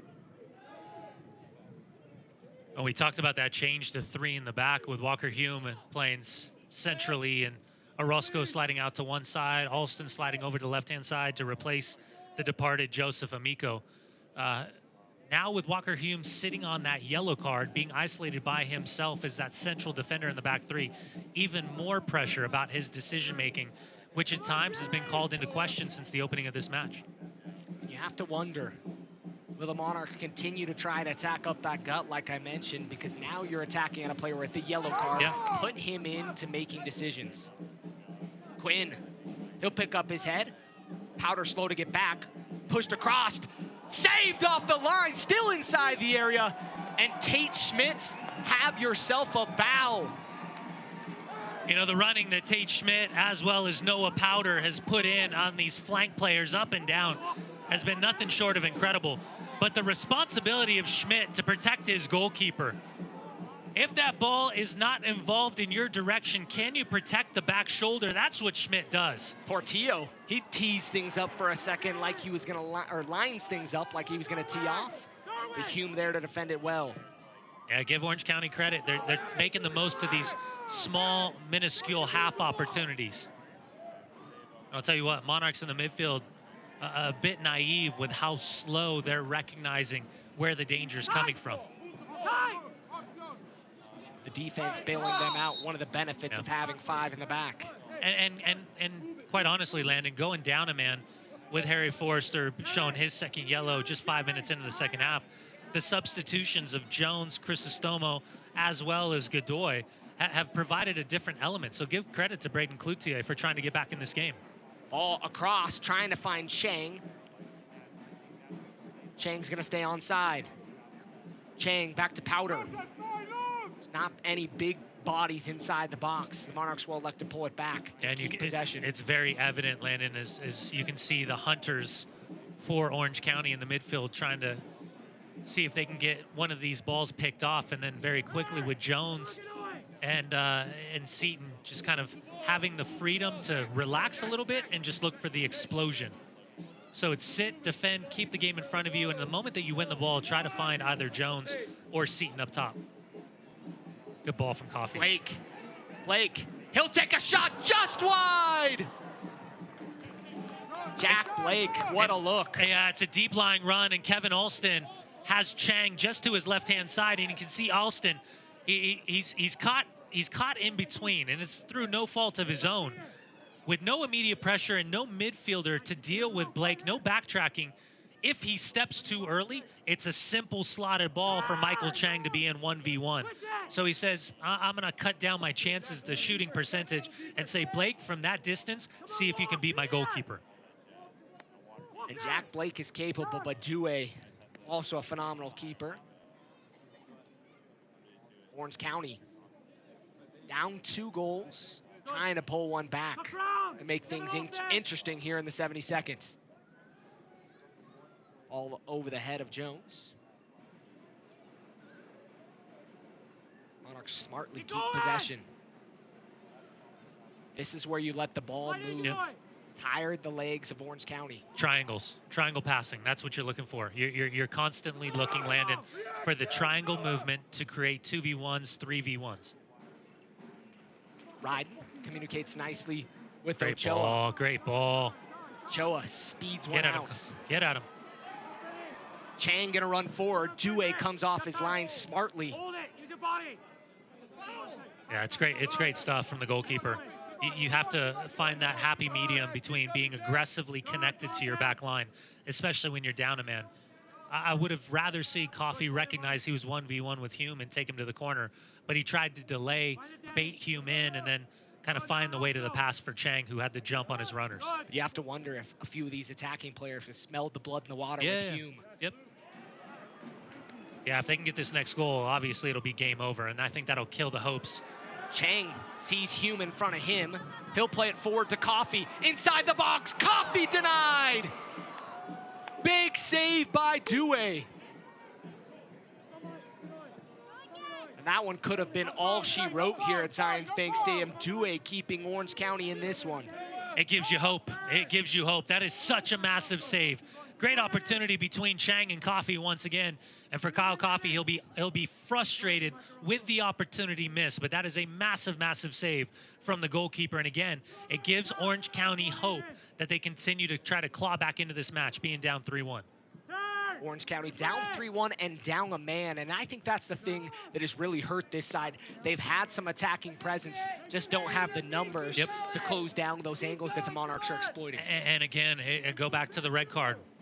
Such a selfish decision from Harry Forrester in the moment, knowing that he's on the yellow, to be just so antagonistic, to just drag the foot over the head of Kyle Coffey. Again, ownership, because he changed the complexion of this match, and most definitely not in the favor of his team. 10 shots, 5 on goal for the Monarchs, 7 shots, 1 on goal for Orange County. Kyle Coffey will get it wide. He cuts inside, cut off by Hume, still with it at his feet to Mulholland. Mulholland puts it up and over.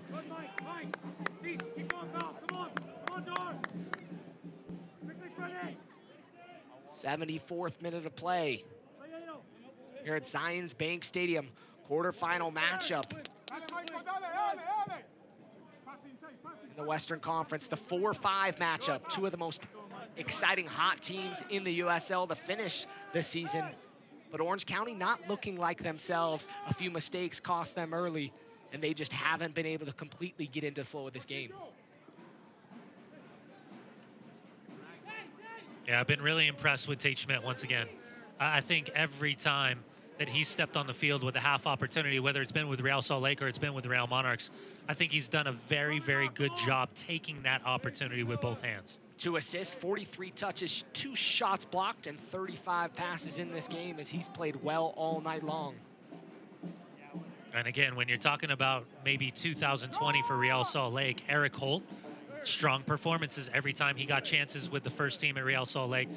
Tate Schmidt, Douglas Martinez.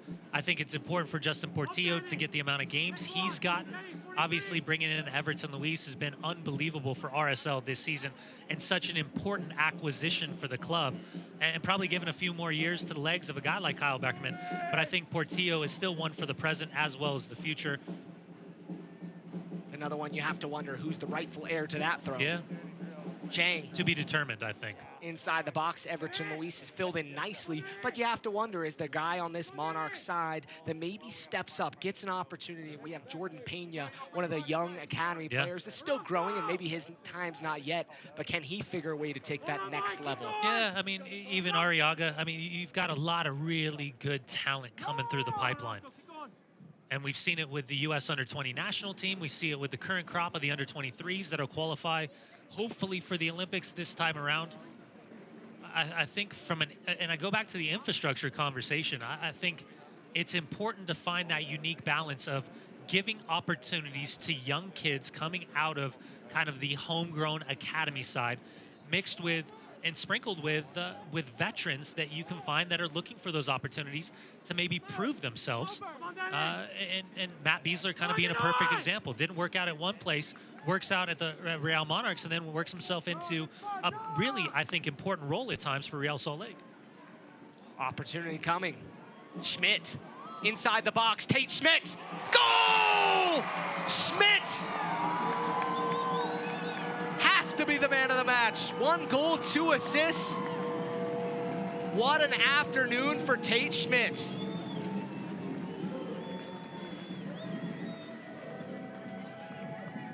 And once again, this is all about work rate from Tate Schmidt. Homegrown for Real Salt Lake. His work rate up and down this left-hand side, nothing short of phenomenal. Whether it's a goal line save on one end moments ago or getting on the end of this ball from Michael Chang, watch him recalibrate and take this side volley. The technical ability that it takes to slow himself down, knowing that the ball's gonna come across his body, and then he's just gonna smash it past a helpless goalkeeper. Closing up shop and sticking the knife right into the heart of Orange County. And now if you're Hamas and Olave, now what adjustments do you make to save some legs, keep guys fresh, keep people off yellow cards for this next match as the Monarchs are moving forward? And it looks like Moberg is going to be the next change for Hamas and Olave and Real Monarchs. One of those players coming probably as an outside back, either replace Noah Powder or Tate Schmidt. Another University of Washington product. Yeah, called his games, Pac-12 games. Big connection up there. Free kick coming. Aiden Quinn's gonna stand over this one. Quinn can't get it around Portillo. Second opportunity. Plays it inside the box, takes a deflection. Godoy back post. Flat was slow to come up. Yeah, Roscoe was just in an onside. As Moberg's gonna come on. I don't know if I saw the first number, he's still holding up. Looks like Noah Powder, yeah. Noah Powder, get his legs off the pitch. He's been efficient on that outside, running up and down the pitch all night. Keep him fresh for the next rounds. James Moberg, first game back in a month plus, coming back from injury. Yeah, and coming out of college, I don't think any of us were really sure what Moberg's best position was going to be when he made the jump to the next level. Is he kind of a central midfielder, a holding central midfielder, or even a flat-out center back? But I think the ability to play multiple positions has been super beneficial for Moberg. And now experience kind of growing into his body and his size, and a guy that in a game like this can kind of really lock things down. You're going to expect him to give his all here in the next few to make sure that the Monarchs can close up shop without conceding anymore. Ryden, big ball forward, trying to find it over the head of Orozco. He'll take down Blake. Looked like their legs almost tangled. Yeah, now the question is, from the referee's perspective, was Michael Orozco looking to just clip Blake? You can see he's saying, no, I was watching the ball the whole time. In the run of play, it didn't look like there was the intent, but again, in the replay, just watch the eyes. He lets that ball bounce as he comes across. Yeah, he knew what he's doing. He knows. I tried to give him the benefit of the doubt, Landon. I tried. And it was one of those where he glanced and peripheral could see that, opens up, checks across the body, because he could have stayed on that same side, but crossing the body is where you really I use this I use this theory all the time, and it's mainly when goalkeepers and attacking players are coming together. I'm all for protecting players. I think the most important thing, what's the intent? And a lot of times the intent, you can see it with the way that they sight check the ball and sight check the player. That gives you the best indication of kind of what they're trying to do. Portillo, he'll put it inside the box. Another one! Eric Holtz makes it 5-1. And the Monarchs look to be moving to that elusive first playoff victory. When the change was made and we saw Giovanni Godoy come in as the third and final substitution for Braden Cloutier, I said to you, Landon, this either gets them back into the game or we could see a pretty strong goal deficit. I said 4 or 5, and I think it's going this way. Eric Holt, he's in behind, and it looks like Walker Humes kept everybody on side. Eric, he gets off the shoulder of Orozco. He's not touch tight. He's not goal tight. It's just really, really poor decision making from 2 of your most experienced players across the back line. second goal of the 2019 season for Eric Holtz. Van Wolfgang trying to play it into the box. Ochoa is going to let that bounce, fall to his hands, and he'll play it out quickly. Orange County's night has not been pretty. So they're now down 5-1, still down a man from a Forrester decision to leave in a boot over Coffee. It could have been so different. But instead, the individual decision from Forrester changes the complexion of what the momentum and the 2 substitutes heading into the second half was going to look like. And listen, Landon, the reality is Forrester's decision, it put a nail in the season of Orange County. It's been a team that's not like what we've seen from this Orange County side. They came in riding high, playing well, and tonight the wheels have fallen off. Yeah. Schmidt into Chang. Sloppy. I think I go back to, it's been sloppy. After watching a few games for Orange County throughout the course of the season, this has just been a sloppy performance from the opening whistle. Schmidt going to be called for the foul. Fans, you can continue to enjoy the USL on ESPN. Through the 2022 season, the USL is excited to announce that the championship and League One will remain with the leader in sports for 3 more years. ESPN Plus will continue to be the home of all things USL and at least 19 games on the ESPN family of networks. Ball played inside the box. And Ochoa collects, including 9 games on ESPN Deportes. Continue to follow, support, and watch your club on ESPN and ESPN Plus. It looks like Sam Brown's going to be the 3rd and final change. Look to shut this game down now that it's 5-1 in the 84th minute. The time when you bring on the smartest man on the field, a Harvard graduate. Allegedly. I don't know how he matches up to my Cal State Fullerton 3 semesters. 3 semesters. We're still checking the spelling on that degree. Yes. Well, degree? What are you talking about? There's no degree. Like I said, I left after 3 semesters. We'll call it a degree, just to make you sound better. An agree. Agree. Maybe it's just the D. Hey, man, I never even declared a major.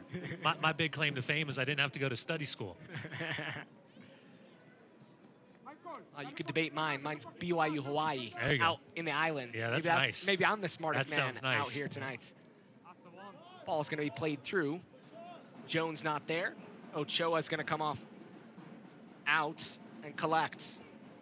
Looks like Sam Brown will replace Luke Mulholland, who has played well tonight, sitting in that role, doing just a good job to do the little things. That's Luke, man. That's Luke. And as Father Time isn't as nice to Luke Mulholland like it is for virtually every player at this level, he's still got that leadership. He's still got that personality. And I'll tell you what, he's still one of the good guys.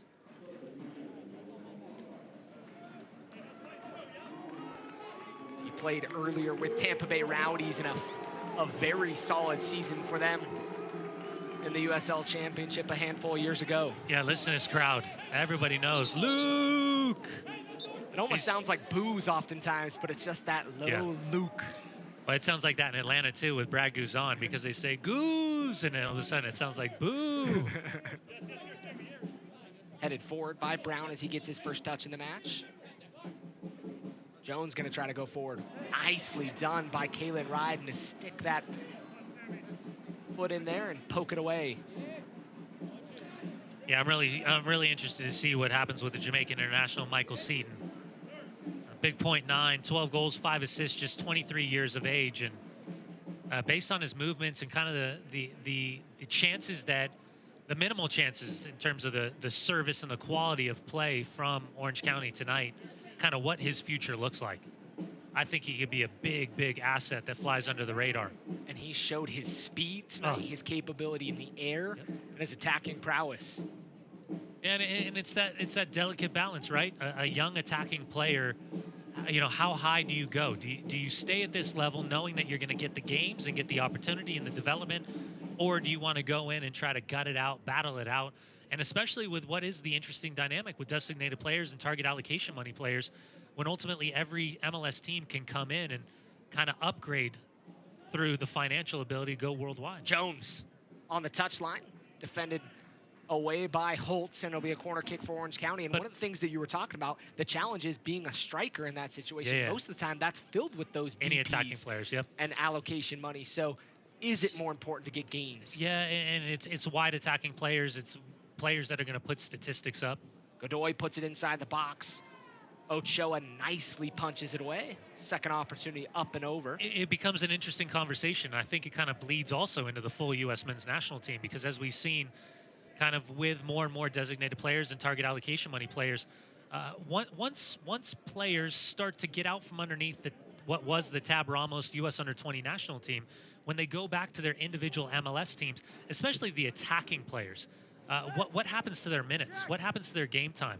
Where is that development? Because I'm one of the belief that the U.S. national team is not there to develop players. It's up to clubs to develop players. But as we've seen more and more money being spent in Major League Soccer, I think we've seen a lot of young attacking players, unfortunately, fall by the wayside because of the lack of opportunity. It's a difficult situation to try to navigate.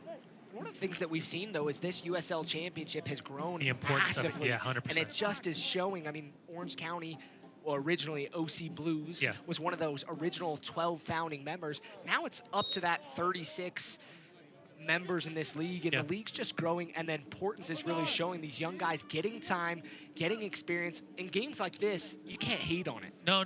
Listen, let me make it very, very clear. I think the USL and USL League One is incredibly important, because the opportunities for players to get back in the game, for one reason or another, their first stop didn't work, or for guys that need to prove themselves and develop just a little bit more. This is an unbelievable proving ground. In terms of the quality, I mean, just look tonight with the amount of players that have spent significant minutes with RSL's first team that are in the starting 11 for Real Monarchs. Yeah. Seaton fires one towards Ochoa. And then on top of that, there's also, what people don't realize also is for players that are maybe near the tail end of their career and not ready to retire, it's an opportunity to bring in the likes of a Kevin Alston or a Michael Orozco in terms of develop and kind of that leadership quality that you might miss. And every team needs that. One 100%. of the things that struggled with the Monarchs in their first two seasons, there was not any veteran experience. It was a bunch of young guys running around. They won some games, but it was a lot of struggles on the field just because there wasn't that veteran leadership. The 2019 USL Championship Final promises to be the biggest in league history. Tune in Sunday, November 17th at 7:30 p.m. Eastern on ESPN2 for the biggest match of 2019. It's the Beast of the East versus the Beast of the West, closing out the season on a national stage Sunday, November 17th, 7:30 p.m. on ESPN2. Coffee out wide. Into Portillo. 90th minute of play, and Monarchs will see this one out. Ball is going to be played out wide to Schmidt. The importance of a win, but also a statement win, Landon. This will send, not shockwaves by any means, but it will be, oh, here we go. Here's an opportunity. Jack Blake! Jack Blake! What a finish! Curled nicely around Dewey. And the Monarchs put up the touchdown. 6 points.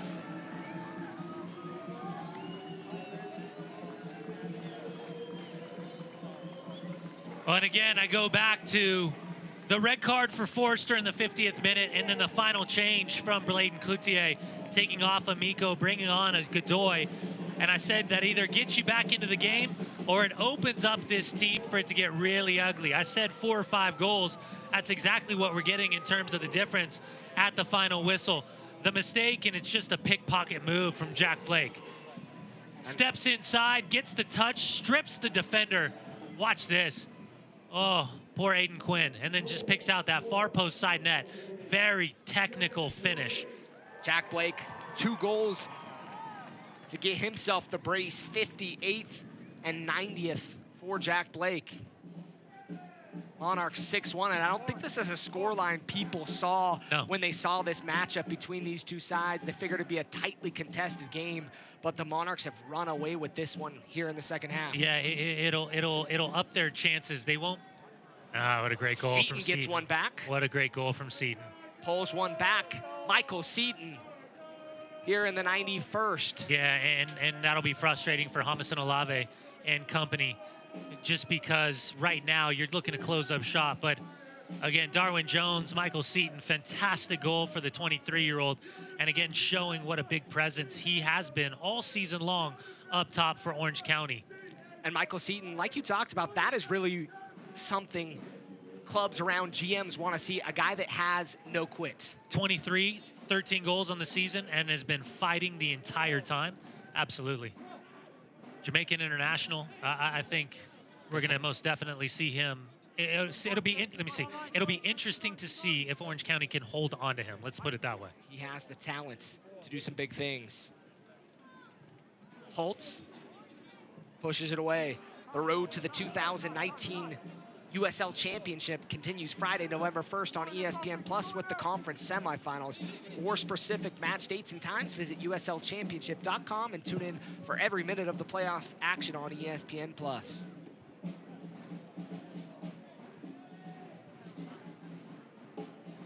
Sam Brown sees Tate Schmitz. He'll play it wide to him.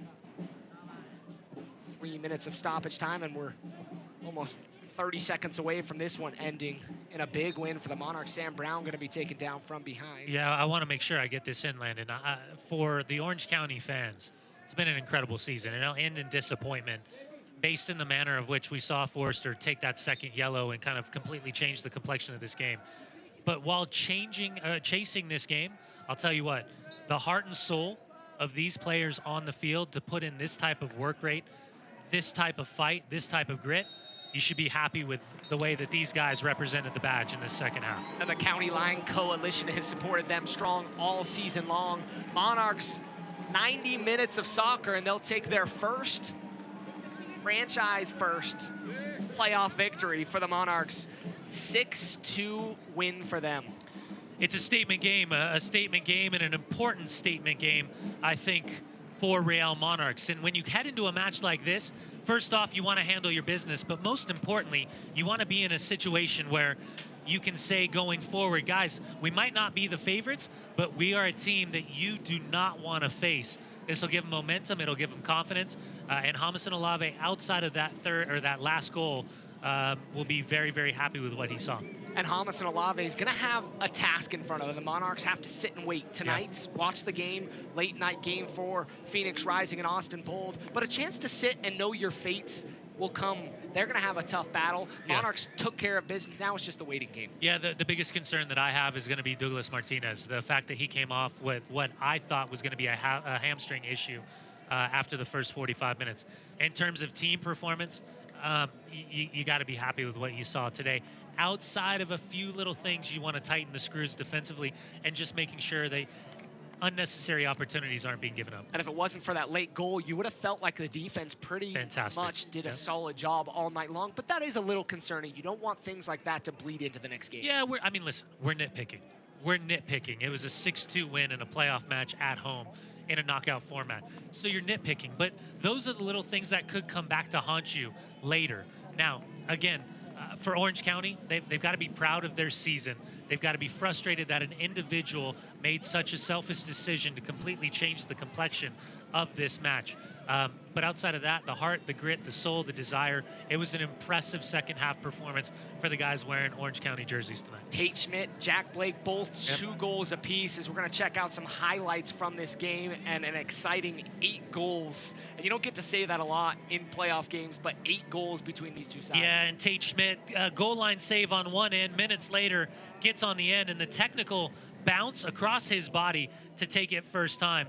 Eric Holtz, completely unmarked. Nobody's touch tight. Nobody's goal side. He makes the most of his opportunity. And then Jack Blake picking the pocket at the top of the penalty area. Far post side net on the deck. Fantastic goal for Blake.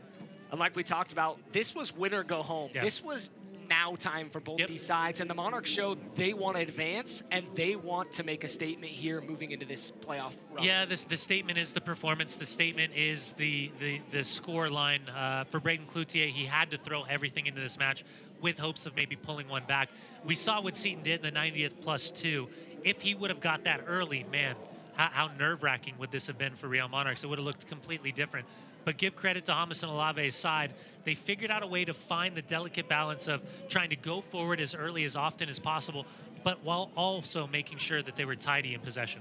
And one of the things that the Monarchs are going to have to do now, get everybody healthy. You talked about that Douglas Martinez, and I know we touched on that. That's going to be important. He's a guy that's combined well with Chang, and without him, the Monarchs don't have that true straight-up attacking presence. You know, I think he's what I've seen from Douglas Martinez all season long is he's a guy that individually can strike fear into the back four.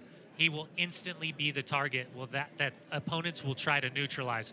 On top of that, at least what we did see was Kyle Coffey and Michael Chang get 45 minutes underneath their belt together in the, I guess, in the reality that they could be playing significant minutes together going forward. So important result, big second half performance. Monarchs with the 6-2 playoff victory here in the conference quarterfinals. They're going to wait on the action this evening around the USL Championship and see what their fate has. Will it be a game in Phoenix, or will it be a game back here at Zions Bank Stadium next week? From our wonderful team, our producers in the booth, Brian Dunseth, I'm Landon Southwick. We'll catch you next week here on ESPN+. Thanks for tuning in.